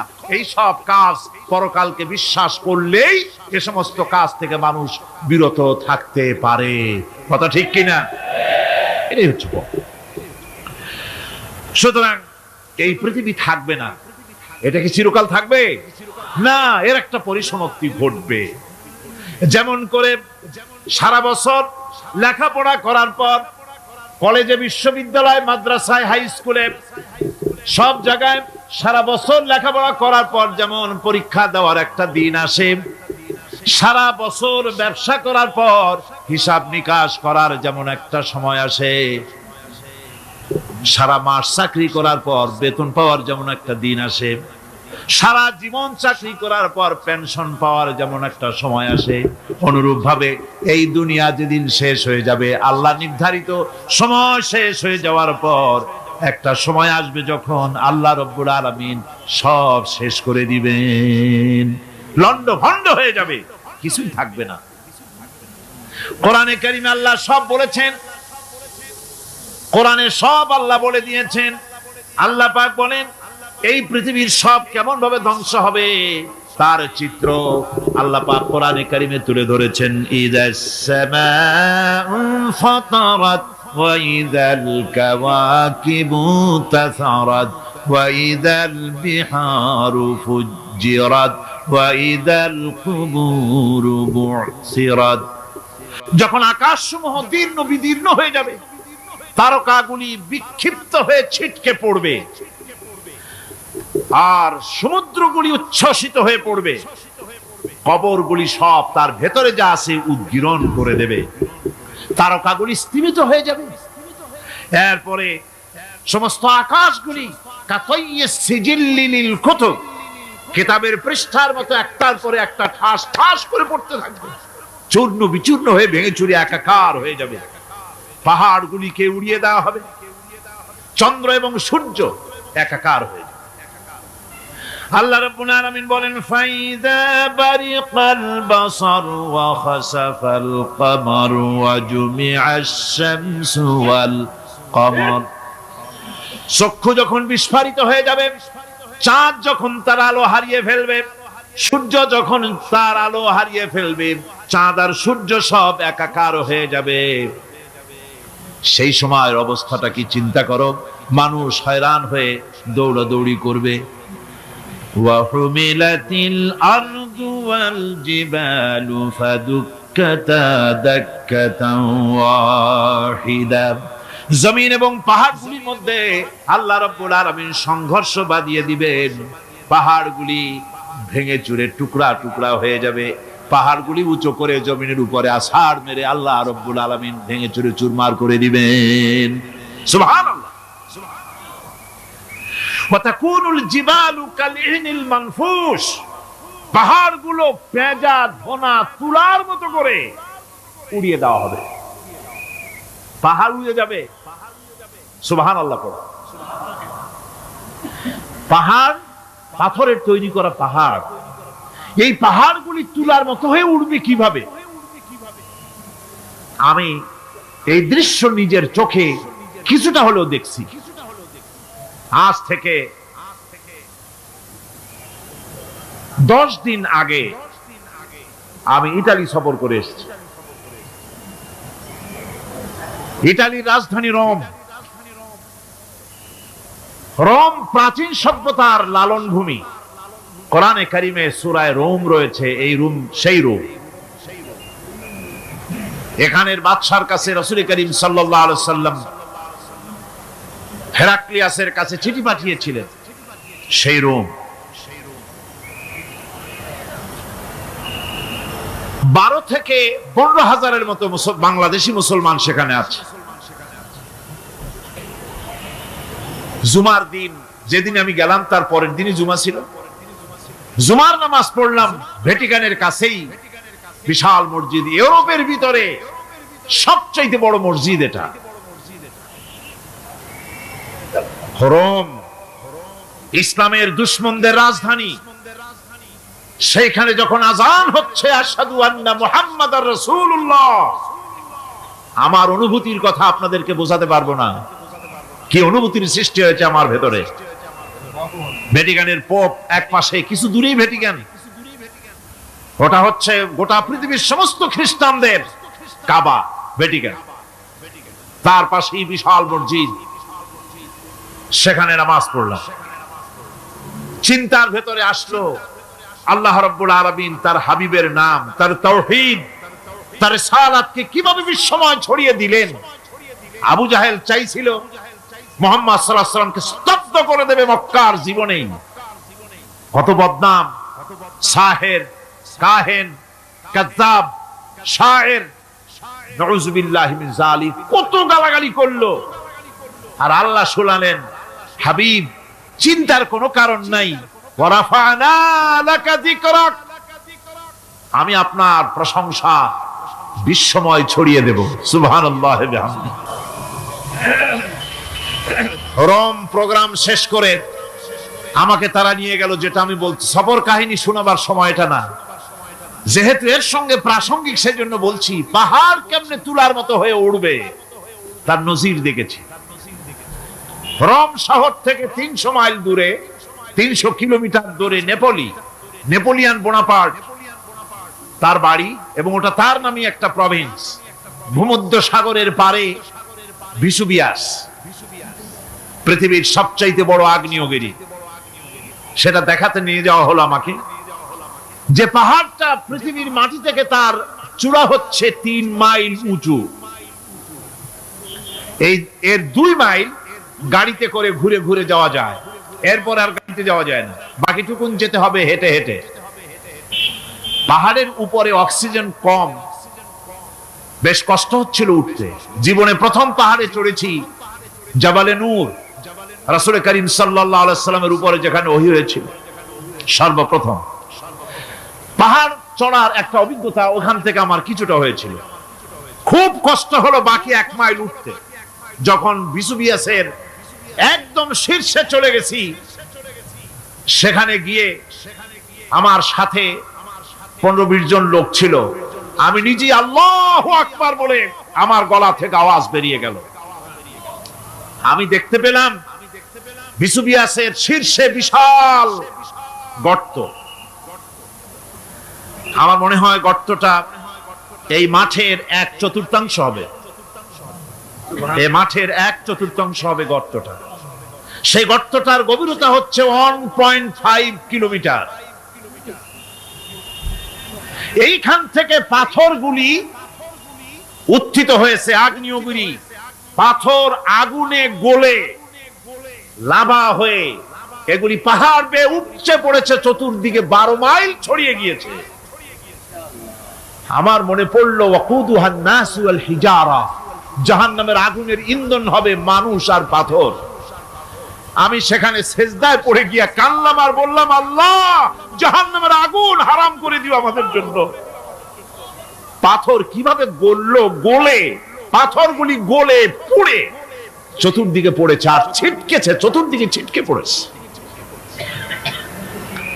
সেই পাথরগুলি ছিটকে ছিটকে যেগুলি পুড়ে পড়েছে, সেগুলিকে দূরে সাদা রঙের বলে মনে হয়, কোনোটা সাদা কোনোটা কালো, মনে হয় যেন তুলার মতো হয়ে পড়ে আছে চতুর্দিকে। 1944 সনে তৃতীয়বারের মতো ভিসুভিয়াস অগ্নিগিরি যে অগ্নি উৎপাত করে, তাতে আশেপাশের 12 মাইল এলাকা এফেক্টেড হয়ে যায়। পাথরগুলি গলে এভাবে বিধ্বস্ত করে দিয়েছে। এখান থেকে এখানে জোহরের নামাজ, আসরের নামাজ আমরা পড়লাম, আল্লাহর কাছে খুব দোয়া করলাম। এখনো ধোঁয়া উঠতেছে, এখনো পাহাড়ের ফাটল দিয়ে ধোঁয়া উঠছে। একজন হাত দিয়ে আমাকে বলল যে খুব গরম লাগে ধোঁয়াগুলি। ওখানকার লোকেরা বলল যে ভেতরে এখনো আগুন আছে, তবে সুপ্ত, যে কোনো মুহূর্তে আবার তা জাগ্রত হতে পারে। আমরা সেখান থেকে নেমে এলাম। একটু কিছু দূর গিয়েই সেখানে হলো পম্পেই শহর। এই পম্পেই শহরটা হচ্ছে ঈসা আলাইহিস সালামের জন্মের 2000 বছর আগে এই শহর তৈরি হয়। ঈসা আলাইহিস সালামের জন্মের 179 বছর পর ভূমিকম্প হয়। সেই ভূমিকম্পে গোটা পম্পেই শহরটা পৃথিবীর মানুষের চোখের আড়াল হয়ে যায়, ধ্বংস হয়ে যায়, মাটির তলায় গরক হয়ে যায়। আজ থেকে 200 বছর আগে মাটি খনন করতে গিয়ে এই শহর আবিষ্কৃত হয়। পুরা শহরটা খুঁড়ে তারা বের করেছে। 180 হেক্টর জমিনের উপরে এই বিশাল শহর। ঘুরে ঘুরে দেখলাম, গাড়ি চলে না সেখানে, পায়ে হেঁটে দেখতে হলো। প্রশস্ত রাস্তা। আজ থেকে 4000 বছর আগের মানুষেরা রাস্তা বানাতে জানতো পাথর দিয়ে, এবং রাস্তার দুধারে তাদের ছিল ফুটপাথ, পানির ব্যবস্থা, নগরায়নের সব রকমের সুযোগ সুবিধা। তারপরে সেখানে বিচারালয়, এরপরে দোকানপাট, বাজার ঘাট, সবকিছুর ব্যবস্থা রয়েছে। বিশাল বিশাল পাথরগুলি দিয়ে পিলার তৈরি করা। ভাবলাম এই পিলারগুলি, এই পাথরগুলি তারা কিভাবে ক্রেন ছাড়া এত উপরে উঠালো কি করে, আমার মাথায় আসলো না। পাথর কেটে কেটে সুন্দর সুন্দর অঙ্কন শিল্প তারা করেছে। এরপরে ঘুরতে ঘুরতে বাদশার রাজার বাড়িতে গিয়ে ঢুকলাম। সেখানে গিয়ে দেখলাম উলঙ্গ এত মূর্তি পাথরের তৈরি করা। পাথর কেটে কেটে দেওয়ালে যৌন মিলনের এমন কোন অশ্লীল ছবি নাই যা তারা সেখানে তৈরি করে নাই। উলঙ্গ মূর্তি আর উলঙ্গ যৌন মিলনের অসংখ্য ছবি দিয়ে এই এলাকা ভরা। তখন আমি বুঝলাম আল্লাহর গজব হওয়ার কারণটা কি, এই শহরটা মাটির নিচে গরক হয়ে যাওয়ার কারণটা কি। আল্লাহ পাক জেনা ব্যভিচার যে দেশে বেশি হয় আল্লাহ পাক বরদাস্ত করেন। দুশ্চরিত্র যে দেশের মানুষ দুশ্চরিত্র হয়ে যায়, জেনা ব্যভিচার বেশি হতে থাকে, আল্লাহ গরক করে দেন, গজব দেন। এই গজব এক এক সময় এক এক রকমের হয়ে আসে। কখনো মাটির নিচে দাবায় দেয়, কখনো মহামারী, কোন দেশে কলেরা, কোন দেশে জলোচ্ছ্বাস, কোথাও ভূমিকম্প, আর সর্বশেষ এই জেনা ব্যভিচারের জন্য আল্লাহ পাকের চূড়ান্ত, এই যৌনতার অশ্লীলতার জন্য চূড়ান্ত গজব বর্তমান বিশ্বের জন্য এইডস। আল্লাহ পাক এই গজব দিয়েছেন। বন্ধুগণ, আমি সেই জায়গা, আমি সেখানে যা দেখলাম যে আল্লাহ পাক পাহাড়গুলিকে কিভাবে উড়াবেন এটা অস্বীকার করার কোন উপায় নাই। বিশ্বাস তো করতামই।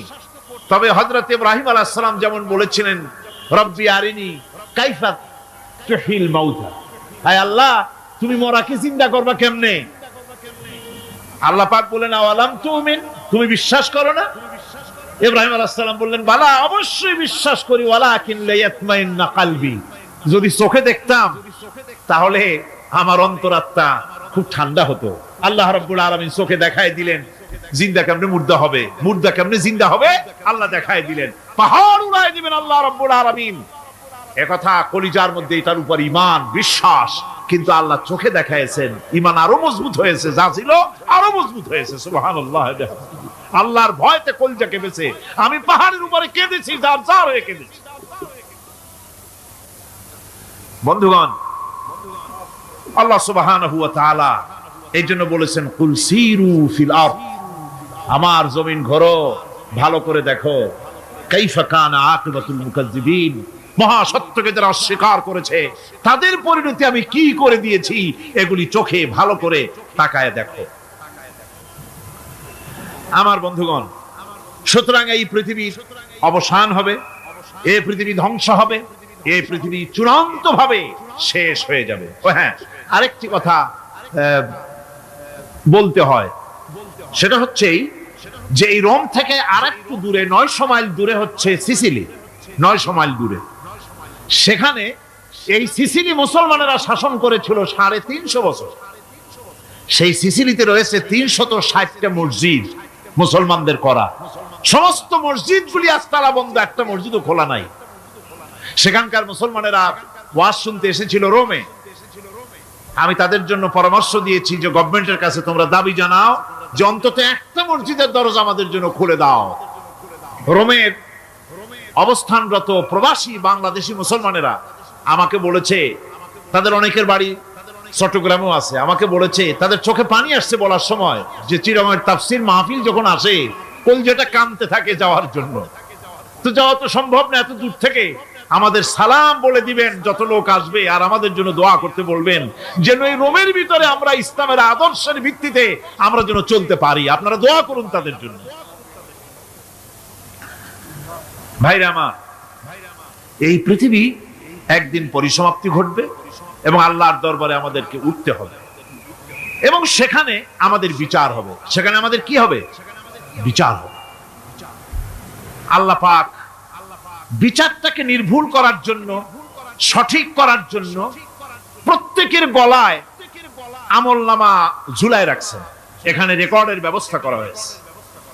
আল্লাহ পাক বলছেন, ওয়া কুল্লা ইনসানিন আলজামনাহু তাইরাহু ফি উনুকিহি ওয়া নুখরিজু লাহু ইয়াওমাল কিয়ামাতি কিতাবান ইয়ালকাহু মানশুরা। আল্লাহ পাক বলেন, প্রত্যেকের ভালো মন্দ কর্মফল, কর্মলিপি আমি তার গলায় ঝুলায় রেখেছি। কিয়ামতের দিন সে নিজের কাছে স্পষ্ট সব দেখতে পারবে, কোনো জিনিস বাদ পড়বে না। তার গলায় তার আমলনামা ঝুলানো আছে, সব রেকর্ড হতেছে। আমরা যা করছি সবগুলি রেকর্ড হয়ে যাচ্ছে। বর্তমান বিজ্ঞানীরা আবিষ্কার করেছে যে মানুষের শরীরের ভিতরে ডিএনএ আছে, রক্তের ভিতরে ডিএনএ,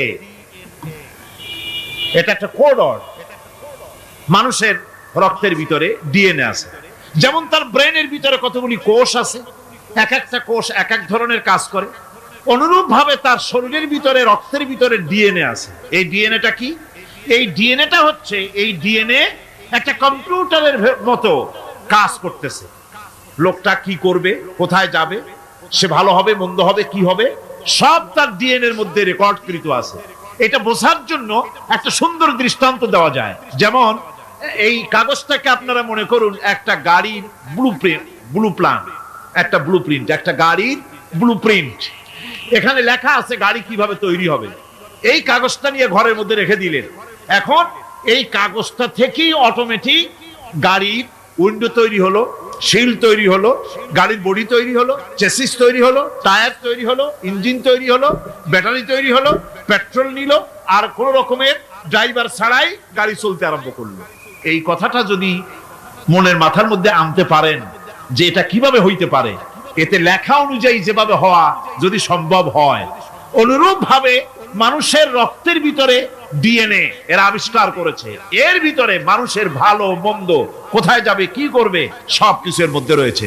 কোরআনে কারীমে আল্লাহ রাব্বুল আলামিন, আমি গত বছরও বলছিলাম যে বিজ্ঞানের আবিষ্কার যত বাড়বে কোরআন বোঝা মানুষের জন্য তত সহজ হবে। কোন সুবহানাল্লাহ। কোরআন বোঝা মানুষের জন্য তত সহজ হবে।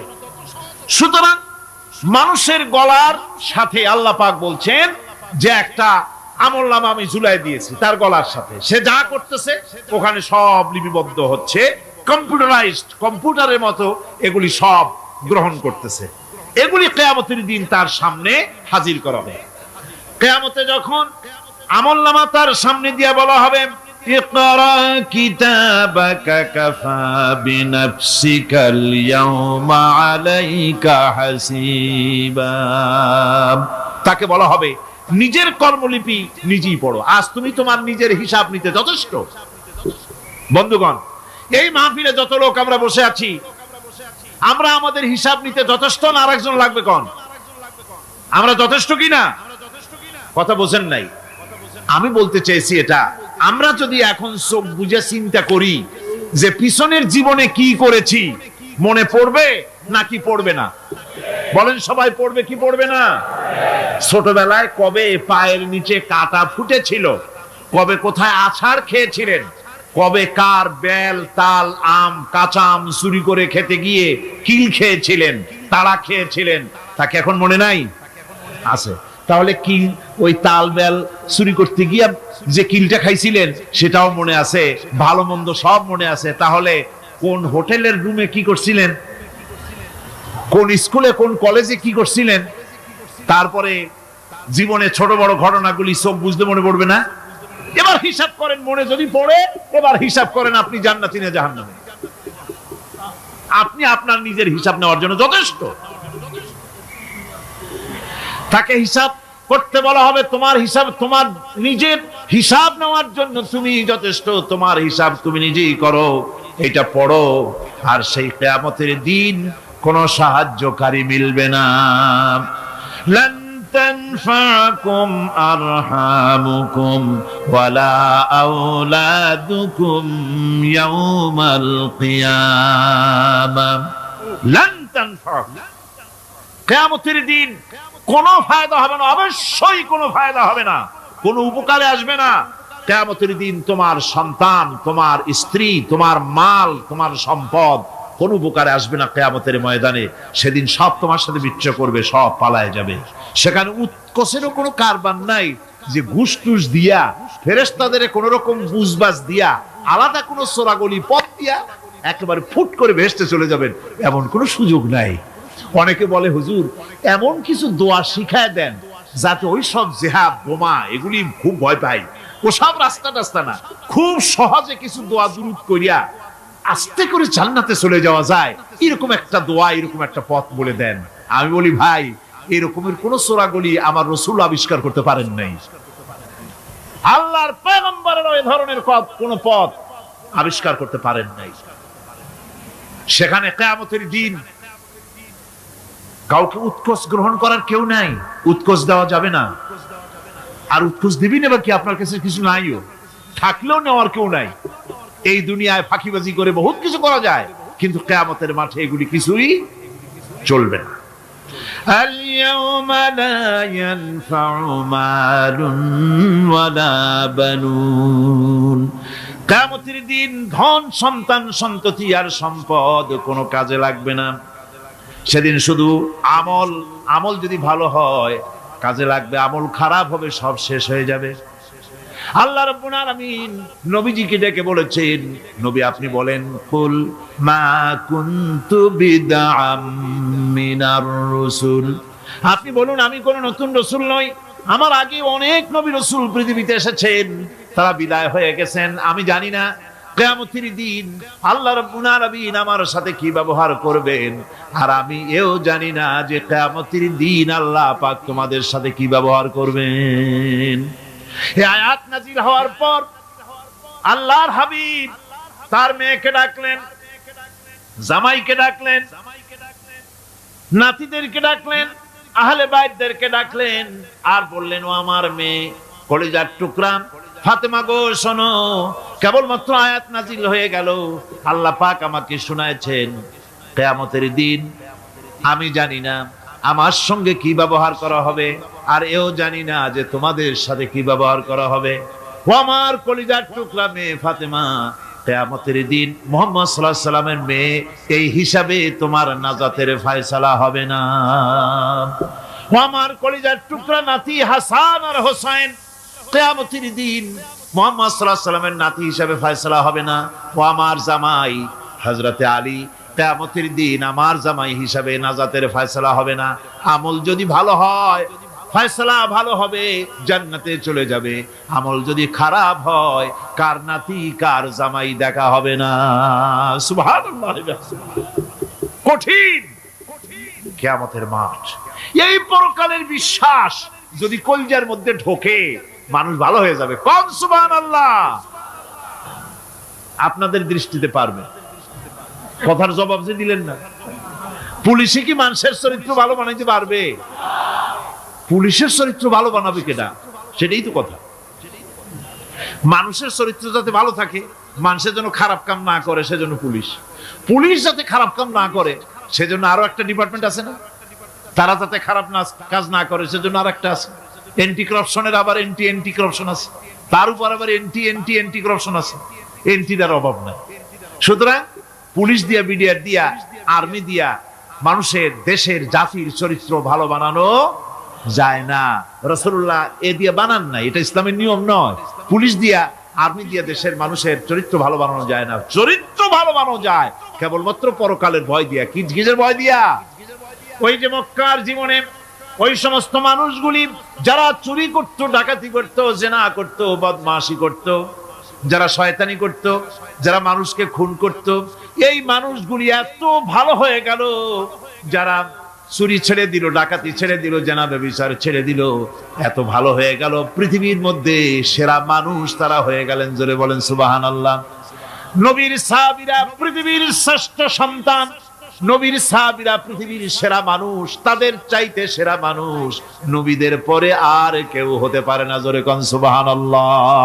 নবীর পরে পৃথিবীতে শ্রেষ্ঠ মানুষ কারা? সাহাবায়ে কেরাম রিদওয়ানুল্লাহি তাআলা আলাইহিম আজমাইন। ওনারা তো কুফরের মধ্যে ছিলেন, শিরকের মধ্যে ছিলেন, চুরি ডাকাতি জেনা ব্যভিচার এমন কোনো পাপ নাই যা করা হয়নি। তারপরে যখন আল্লাহর নবীর কাছ থেকে তাওহীদ, রিসালাত ও আখিরাতের দাওয়াত পেলেন, কি সোনার মানুষ এক একজন হয়ে গেলেন। সুবহানাল্লাহ। যারা ছিলেন নারীর সতীত্বের জম, তারা হয়ে গেলেন নারীর সতীত্বের পাহারাদার। যারা মানুষের মাল চুরি করত, ডাকাতি করত, তারা রাতভর মানুষের মালের পাহারা দিল, মানুষের রক্তের পাহারা দিল। সুবহানাল্লাহ বিহামদি। রক্ত সম্পদের পাহারা দিল। রাসূল বললেন, খায়রুল কুরুনে কারনি, সর্বশ্রেষ্ঠ যুগ তো আমার যুগ। বন্ধুগণ, এরপরে একটা জীবন আসবে ওই কিয়ামতের ময়দানে। এই পরকালের বিশ্বাসটা গুরুত্বপূর্ণ ব্যাপার। আমাদের সবকিছুর হিসাব দেওয়া লাগবে। আল্লাহ পাক বলেন, ইন্নাস সামআ ওয়াল বাসারা ওয়াল ফুআদা কুল্লু উলাইকা আনহু মাসউলা। নিঃসন্দেহে মানুষের শ্রবণ শক্তি, দর্শন শক্তি এবং তার অন্তঃকরণের কল্পনা সম্পর্কে আল্লাহ রাব্বুল আলামিনের কাছে জিজ্ঞাসিত হতে হবে। কান দিয়া কি করেছিলা, চোখ দিয়া কি করেছিলা, মুখ দিয়া কি করেছিলে, হাত দিয়ে কি করেছিলে, সবকিছুর জবাব আল্লাহ রাব্বুল আলামিনের কাছে দিতে হবে। সবটার জবাব দিতে হবে, কোনো কিছু বাদ যাবে না। এমনকি মনের ভিতরে যে কল্পনা আমরা করি, এই কল্পনার হিসাবও আল্লাহর দরবারে দিতে হবে। কোরআনে কারীম বলছেন, ওয়া ইন তুবদু মা ফি আনফুসিকুম আও তুখফুহু ইউহাসিবকুম বিহিল্লাহ। মনের ভিতরে তুমি যেটা কল্পনা করো সেটা প্রকাশ করো, অথবা তুমি গোপন রাখো, যাই তুমি করো না কেন, আল্লাহ রাব্বুল আলামিন এর হিসাবও তোমার কাছে নেবেন। ফায়াগফিরু লিমান ইয়াশা ওয়া ইউআযযিবু মান ইয়াশা ওয়াল্লাহু আলা কুল্লি শাইইন কাদির। মহান আল্লাহ পাক বলেন, করার পর তোমার মনের ভিতরে কি কল্পনা করেছিলে ওইটার হিসাব আমি নেব। হিসাব নেওয়ার পর যারে খুশি ক্ষমা করে দেব, যাকে খুশি শাস্তি প্রদান করব। সবকিছুর উপরে আল্লাহ রাব্বুল আলামিন শক্তিমান, সব তিনি করতে পারেন, সমস্ত কুদরত রয়েছে তার। সুতরাং মানুষদেরকে, আল্লাহর বান্দাদেরকে বিশ্বাস করতে হবে যে আমার কোনো কথা বাদ যাবে না। কথাগুলি রেকর্ড হচ্ছে, কথা রেকর্ড হচ্ছে। আমি যে ওয়াজ করতেছি এই কথাগুলি রেকর্ড হচ্ছে নাকি হচ্ছে না? অনেক টেপ রেকর্ডার রেকর্ড হচ্ছে, অডিও ভিডিও হচ্ছে। আজ থেকে 50 বছর পর যদি এই রেকর্ড বাজানো হয়, আমাকে যদি বলা হয় যে আপনি অমুক জায়গায় অমুক কথা বলেছেন, আমি যদি বলি না আমি কথা বলি নাই, তারপরে যদি রেকর্ড বাজানো হয়, তাহলে আমি কথা যে বলি নাই যদি বলি, তাহলে এটা ধরা পড়বে না? সেখানে ধরা পড়বে না? তাহলে এই মানুষের কথা প্লাস্টিকের ফিতায় রেকর্ড করে 50 বছর, 100 বছর, 200 বছর, 500 বছর যদি প্লাস্টিকের ফিতায় এটাকে চলচ্চিত্র করে অথবা টেপ রেকর্ডারে করে যদি ধরে রাখা যায়, এই বুদ্ধিটা কে দিলেন কত দেখি? সবাই কন্যা এই বুদ্ধিটা দিলেন কে? যে আল্লাহ রাব্বুল আলামিন মানুষের মাথায় বুদ্ধি দিলেন, যার দ্বারা সে মানুষের কথাবার্তা, অ্যাক্টিভিটি সব ধরে রাখতে পারে। সে আল্লাহ রাব্বুল আলামিন বুঝি আপনার আমার কথা এবং আপনার আমার অ্যাক্টিভিটিসকে তিনি বুঝি ধরে রাখতে পারবেন না কিয়ামত পর্যন্ত? পারবেন কি না? সেজন্য রব্বুল আলামিন বলেন, মা ইয়ালফিযু মিন কাওলিন ইল্লা লাদাইহি রাকীবুন আতীদ। সমস্ত কথা রেকর্ড হচ্ছে। সুবহানাল্লাহ কোন জোরে! সমস্ত কথা রেকর্ড হচ্ছে, একটা কথাও বাদ যাবে না। মুখ আছে বলেই কথা বলবেন তা না, হিসাব করে কথা বলতে হবে, গীবত গাওয়া যাবে না, মিথ্যা কথা বলা যাবে না, মিথ্যা ওয়াদা করা যাবে না। মিথ্যা ওয়াদার তো মৌসুম এসে গেছে, কি কোন বোঝেন কথা? হ্যাঁ, মিথ্যা ওয়াদার মৌসুম এসে গেছে। এখন মৌসুমে বাহার, মিথ্যা বলার। কত সুন্দর সুন্দর ওয়াদা, সোনা দিয়ে রাস্তা বানায় দেবো। অভুক্ত মানুষদের বলা হয় না খেয়ে মরবেন না, কিন্তু কি খেয়ে মরবে তাও কয়। আমরা যদি যাইতে পারি তাহলে মটকির মতো রসগোল্লা বানাই দিই, গরুর গাড়ির চাকার মতো জিলাপি বানাই দিই, খাইতে গিয়ে হা করে চিত হয়ে থাকবে। কত রঙিন রঙিন কথা। মিথ্যা ওয়াদার সময় এসেছে। ভাইরা আমার, পরকাল যদি বিশ্বাস করে সেই ব্যক্তি কিছুতেই মুখ আছে বলেই যা খুশি বলবে না, পরনিন্দা করবে না, পরচর্চা করবে না, হাত আছে বলেই যা তা লিখবে না। ঘটনা হইল একটা, লিখলো আর একটা। কলম একটা আছে বলেই যা খুশি তা লেখা যায় না, মুখ আছে বলেই যা খুশি তা বলা যায় না, চোখ আছে বলেই যা খুশি তা দেখা যায় না। গরু খাওয়া জায়েজ করা হয়েছে বলে গরুর লেজ থেকে মাথা পর্যন্ত পাইকারি দরে সব খাওয়া যায় না। গরু খাওয়া হারাম না হালাল? হালাল। পাইকারি দরে লেজ থেকে মাথা পর্যন্ত সব খাওয়া হালাল না। ওর মধ্যে আল্লাহ কিছু হারাম রেখে দিছে, সেগুলোকে বাইসে খাইতে হবে। আল্লাহ দেখতে চান পাইকারি দরে জম্মের খাওয়া খাও না আমার হারাম গুলি বাদ দিয়ে খাও, নিষেধ করা গুলি বাদ দিয়ে খাও।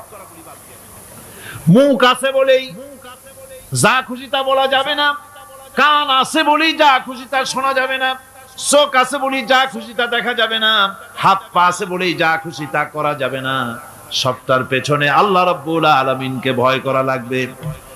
মহান আল্লাহ রাব্বুল আলামিন বলে, বান্দারে তোমার সমস্ত কার্যাবলী, এমনকি তোমার চাহনিটা পর্যন্ত কার দিকে কি নিয়তে তাকায়ছো কেউ জানে না, আমি আল্লাহ রাব্বুল আলামিন জানি। وَيَعْلَمُ خَائِنَةَ الْأَعْيُنِ وَمَا تُخْفِي الصُّدُورُ। তোমার অন্তঃকরণ কি জিনিস গোপন করে, আর তোমার চক্ষু কি লুকোচুরি খেলে আমি টের পাই। সুবহানাল্লাহ বিহামদি। চশমার ফাঁক দিয়া কি দেখো, কারে দেখো, কি নজরে দেখো, সানগ্লাস পরিয়া কেউ ঠিক পায় না, আমি ঠিক পাই। সুবহানাল্লাহ, জোরে কোন সুবহানাল্লাহ। সুতরাং চোখের নজরের হিসাব হবে, হাতের কাজের হিসাব হবে, পায়ের চলার হিসাব হবে, আপনার বলার হিসাব হবে, মুখে যা বলেছেন, যা করেছেন, হাত পাও দিয়ে যা করেছেন, সবকিছুর হিসাব হবে কিয়ামতের দিন। আল্লাহর দরবারে সবকিছু উপস্থিত হবে, কোনো জিনিস বাদ পড়বে না। فَمَن يَعْمَلْ مِثْقَالَ ذَرَّةٍ خَيْرًا يَرَهُ وَمَن يَعْمَلْ مِثْقَالَ ذَرَّةٍ شَرًّا يَرَهُ। ছোট্ট একটা ভালো কাজ যদি করো তাও হাজির করা হবে সামান্যতম ভালো কামও তোমার বাদ পড়বে না, আর ক্ষুদ্রতম কোন খারাপ কাজ করলে তাও উপস্থিত করা হবে, সব তোমার সামনে, কোন জিনিস বাদ পড়বে না, সব দেখতে পাবে কিয়ামতের দিন। ভালো কাজটাও আর খারাপ কাজটাও আল্লাহর কাছে সেদিন আল্লাহ পাক মানুষের সামনে উপস্থিত করে দিবেন। আল্লাহ পাক বলছেন, সেদিন এই জমিন তার ভিতরে যা লুকায়িত ছিল জমিন সব বের করে দেবে। কান্নাহুম জারাদুম মুনতাশির। টিড্ডি, ফড়িংগুলি, পোকাগুলি মাটির থেকে যেমন বেরোয়, এ মাটির ভিতরে যা আছে কিয়ামতের দিন সব মাটি বের করে দেবে। ইযা যুলজিলাতিল আরদু জিলজালাহা ওয়া আখরাজাতিল আরদু আসকালাহা ওয়া ক্বালাল ইনসানু মা লাহা।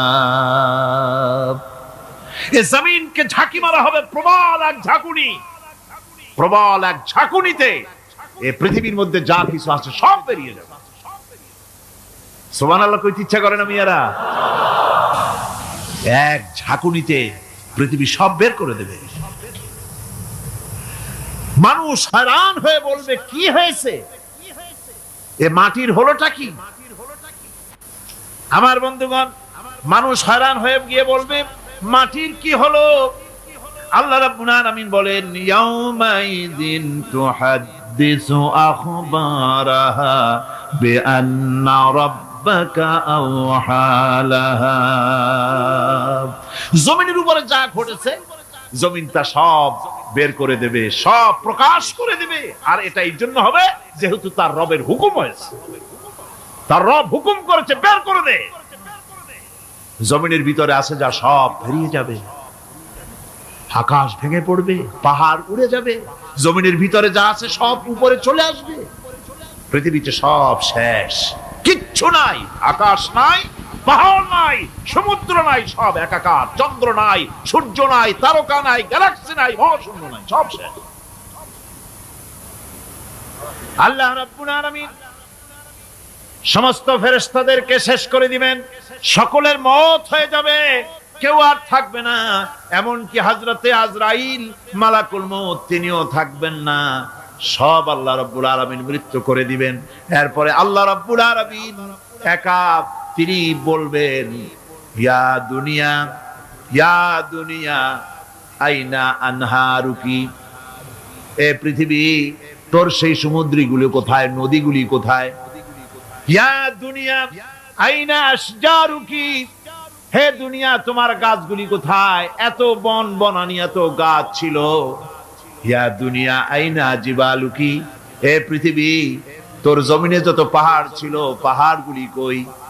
যত স্বৈরাচার ছিল জমিনের উপরে, যারা স্বৈরাচারী মনোবৃত্তি নিয়ে মানুষ ধ্বংস করেছে, দেশ ধ্বংস করেছে, মায়ের বুক খালি করেছে, ওই স্বৈরাচারগুলি কই? কোনো জবাব নাই। আল্লাহ পাকের পরে বলবেন লিমানিল মুলকুল ইয়াউম, কার রাজত্ব? আজকে রাজত্বটা কার? আল্লাহ তিনবার আওয়াজ দিবেন, আজকে রাজত্ব কার? আল্লাহ পাক যখন তিনবার করে ডাক দিবেন, কোনো জবাব নাই, কোনো জবাব নাই। কে জবাব দেবে? আল্লাহ রাব্বুল আলামিনের সামনে কার ক্ষমতা আছে কথা বলার? কেউ তো নাই, সব শেষ।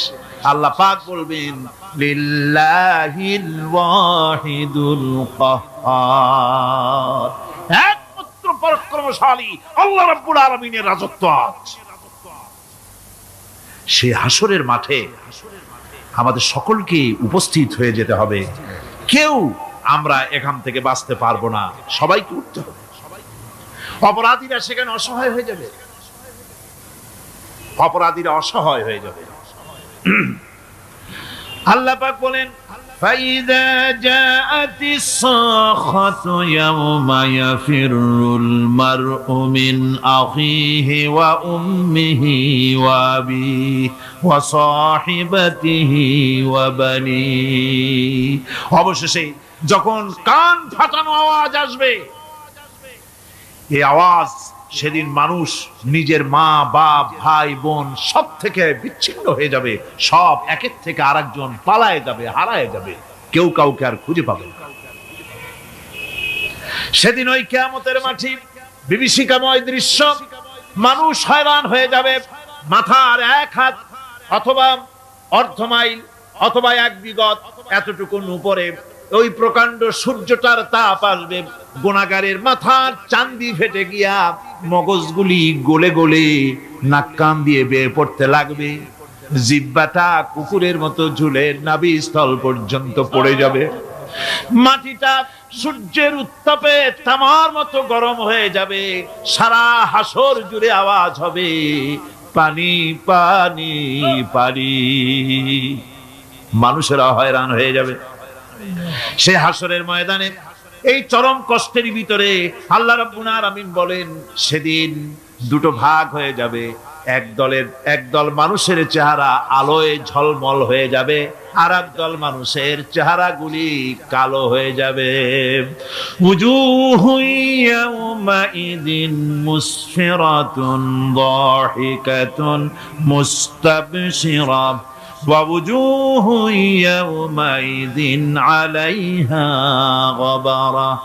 আল্লাহ পাক বলেন এক শ্রেণীর মানুষের চেহারা হাস্যোজ্জ্বল ঝলমলে হয়ে যাবে, আর এক শ্রেণীর মানুষের চেহারাগুলি কালো হয়ে যাবে। তারহাকুহা কাতারা উলাইকা হুমুল কাফারাতুল ফাজারা। হাস্যোজ্জ্বল, স্বচ্ছন্দপূর্ণ, সুন্দর, উজ্জ্বল ঝলমলে চেহারা হবে ঈমান আনার কারণে, পরকালকে বিশ্বাস করার কারণে, আল্লাহ এবং রাসূলের কথা অনুযায়ী জীবন যাপনের কারণে চেহারাটা উজ্জ্বল হয়ে যাবে। আর আল্লাহর নাফরমানি, রাসূলের নাফরমানি, পরকালকে অস্বীকার করার কারণে কাফেরগুলির চেহারা, মুনাফিকগুলির চেহারা কালো হয়ে যাবে। তাদেরকে আলাদা করে দেওয়া হবে। আমতাজুল ইয়াওমা আইয়ুহাল মুজরিমুন, মুজরিমদেরকে আলাদা করে দেওয়া হবে, দুইটা ভাগ হয়ে যাবে। এই চরম অবস্থা সৃষ্টি হবে কিয়ামতের ময়দানে। সেদিন রাসূল করিম সাল্লাল্লাহু আলাইহি ওয়াসাল্লাম উম্মতের জন্য সুপারিশ করবেন। সেই সুপারিশ যেন আমাদের করতে পারেন, সেজন্য আমাদেরকে তৈরি করতে হবে, সে ধরনের যোগ্য আমাদেরকে বানাতে হবে। বন্ধুগণ, এই পরকালীন জীবন, এর সম্ভাবনা, এটা যে হবে এবং সেই পরকালে আমাদের সকলকে যে উঠতে হবে, কিয়ামতে আল্লাহর কাছে জীবনের সবকিছুর জবাবদিহি করতে হবে, এই ভীতি সৃষ্টি করতে চায় আল্লাহ পাক মানুষের ভেতরে। আল্লাহ পাকের চাইতে মানুষের কল্যাণকামী আর কেউ আছে? চিল্লায় কোন আল্লাহর চাইতে, বিশ্ববাসীর সৃষ্টি জগতের কল্যাণকামী আল্লাহর চাইতে, রাসূলের চাইতে বেশি কেউ কি আছে? সে আল্লাহ পাক সব বলে দিলেন, ওপেন সিক্রেট করে দিলেন, সব গোপন ফাঁস করে দিলেন। কেমনে বিচার হবে, কেমনে কিয়ামত অনুষ্ঠিত হবে, কেমনে কি হবে, সব খুলে খুলে আল্লাহ পাক বলে দিলেন আমাদেরকে ভালো হওয়ার জন্য। কোরআনে কারীম বলছে, লাইসাল বিররা আন তুওয়াল্লু ওয়ুজুহাকুম কিবালাল মাশরিকি ওয়াল মাগরিব। পূর্ব পশ্চিমে মাথা ঘুরানো, সার নত করা, মাথা ঘুরানো, মুখ ঘুরানো, এটাই কিন্তু সৎ কাজ এবং পুণ্যবান হওয়ার, সৎ কাজ করার, নেককার হওয়ার জন্য যথেষ্ট নয়, বরং ওয়ালাকিন্নাল বিররা মান আমানা বিল্লাহি ওয়াল ইয়াউমিল আখির। প্রকৃতপক্ষে সৎকারী মুমিন, ভালো কাজ করা, প্রকৃত মুমিন, সত্যিকারের ভালো মানুষ, সত্যিকারের ইমানদার হওয়ার জন্য 10টি কাজ লাগবে। কয়টি কাজ? 10টি কাজ লাগবে। সেই 10টি কাজের একটি কাজ গত বছর আপনাদের খেদমতে আরজ করা হয়েছে, 2টি বলা হয়েছে, বাকি আজকে বললাম আর একটা, হয়ে গেল 3টা। বাকি আছে কয়টা? 7টা। বাকি আছে আরো 7টা। পরকাল ভিত্তিক জীবনযাপন যদি করতে পারি, তাহলে আমরা হব দুনিয়ার শ্রেষ্ঠ মানুষ। কোন আলহামদুলিল্লাহ। আমার দেশ, আমার জাতি, আমার school, college, university, secretariat, cantonment, রান্নাঘর থেকে শুরু করে বঙ্গভবন, দেশের সর্বত্র মানুষের ভেতরে যদি পরকালের জবাবদিহিমূলক জীবনযাত্রার অনুভূতি সৃষ্টি করে দেওয়া যায়, কিয়ামত আছে আর জবাব দিতে হবে আল্লাহর দরবারে। এই পরকালকে এভাবে বিশ্বাস করতে পারলে, ওইভাবে জীবন গড়তে পারলে, দেশ সুখী হবে, সমৃদ্ধশালী হবে, বিপদ দূরীভূত হবে, অন্ধকারের আমানিশা দূর হয়ে গিয়ে পৃথিবীতে আবার সুন্দর সূর্য উদিত হবে। ইসলামের নতুন বার্তা নিয়ে পৃথিবীতে শান্তি আসবে, সুখ আসবে, সমৃদ্ধি আসবে, স্বাধীনতা টিকবে, সার্বভৌমত্ব টিকবে, দেশ এক সুখী, সমৃদ্ধশালী, সুন্দর দেশে পরিণত হবে।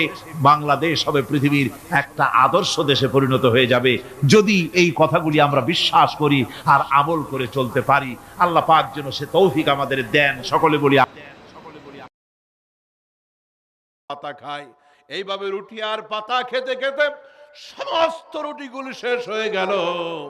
বিষ মাখানো রুটিগুলি খেয়ে বানরগুলি একটা ড্যাম কেয়ার ভাবে ওই এলাকা ছেড়ে পালায় গেল। এই রুটির বিষের প্রতিক্রিয়ায় একটা বানর মরবে দূরের কথা, পেটের রোগ হলো না, কারণ ওই রুটির ভিতরে বিষ মাখানো ছিল। ওই বিষকে নস্যাৎ করার জন্য ওই গাছের পাতার ভিতরে মেডিসিন দেওয়া ছিল। এই গাছের পাতা দিয়া বিষ পানি হয়ে যাবে। এই জঙ্গলের বানরগুলিকে এই মেডিকেল শিক্ষা যিনি দিলেন, এই ডাক্তারি বিদ্যা যিনি দিলেন, একটু জোরে বলা যাবে কি তিনি কে? আলহামদুলিল্লাহি রাব্বিল আলামিন। তিনি হলেন সকলের রব। এবার বলেন তো, বাবুই পাখি যশোরে আছে না নাই? ওয়াজ কি বেশি খারাপ লাগতেছে? চলবে ইনশাল্লাহ। বাবুই পাখি যশোরে আছে না নাই? ছোটবেলায় কবিতা পড়েছিলাম, বাবুই পাখিরে ডাকি বলেছে চড়াই, কুড়ে ঘরে থেকে করো শিল্পের বড়াই। আমি থাকি মহাসুখে অট্টলিকার পরে, তুমি কত কষ্ট পাও রোদ বৃষ্টি ঝড়ে। আগের কবিতাগুলি মজার ছিল। আগের লাইনের পরের লাইনে একটা মিল ছিল। সকালে উঠে আমি মনে মনে বলি, সারাদিন আমি যেন ভালো হয়ে চলি, আদেশ করেন যাহা মোর গুরুজনে, সেই কাজ আমি যেন করি ভালো মনে। খোকন খোকন ডাক পাড়ি, খোকন গেছে কার বাড়ি, আয় রে খোকন ঘরে আয়, দুধ মাখা ভাত। আগের কবিতাগুলি চমৎকার ছিল। আগে শুধু কবিতা নয়, একে অপরকে চিঠিপত্র লিখত মানুষ। এই চিঠির ভিতরে একটা মজা ছিল। আগে আমার মা বোনদেরকে দেখছেন তো, মোবাইল টোবাইল ছিল না, স্টার জলসা মলসা ছিল না। আমার মা বোনরা কাঁথা সেলাই করতো, নকশি কাঁথা, এরপরে বালিশের খাবারের উপরে 2 লাইনের কবিতা ছিল কি ছিল না? একে অপরকে চিঠি লিখত আগে, সেইটাও বড় মজার ছিল। এক ছেলে যশোর আপনার একটা বিশ্ববিদ্যালয়ে পড়ে, বাপ থাকে গ্রামে, ছেলে থাকে শহরে। এখন মাসের শেষে ছেলেটা বাবার কাছে চিঠি লিখতেছে টাকা চেয়ে। ছেলের নাম আবার আব্দুল হাই। আগের যুগের কথা বলি, মোবাইল ছিল না, মেসেজ টেসেজ ছিল না, হোয়াটসঅ্যাপ ইমো ছিল না, মেসেঞ্জার ছিল না, ছিল শুধু চিঠিপত্র, ছিল শুধু। তো ছেলেটা বাবার কাছে চিঠি লিখতেছে, বাবা টাকা নাই টাকা চাই, ইথি তোমার আব্দুল হাই। মিল আছে না নাই? ছেলের নাম আব্দুল হাই, তো বাপকে চিঠি লিখতেছে, বাবা টাকা নাই টাকা চাই, ইতি তোমার আব্দুল হাই। আবার বাপ উল্টা চিঠি লিখতেছে, বাপের পকেটের অবস্থা ভালো না, টাকা পয়সা নাই। বাপ আবার ছেলেকে লিখতেছে, বাবারে টাকার বহুত চাপ, করে দিস মাপ। বাবা ছেলেকে লিখতেছে, বাবারে টাকার বড় চাপ, করে দিস মাপ, ইতি তোর বাপ। মিল আছে না নাই? আগে আমার একটা মিল ছিল কবিতার ভিতরে, গদ্যের ভিতরে। বাবুই পাখির কথা বলতেছিলাম। এই যে বাবুই পাখিটা, আমি একটা পাখি দিয়ে দৃষ্টান্ত দিচ্ছি। সব পাখির রব আল্লাহ, বাবুই পাখিরও রব আল্লাহ। কে? জোরে বলেন। বাবুই পাখি তার বাসাটা বানালো।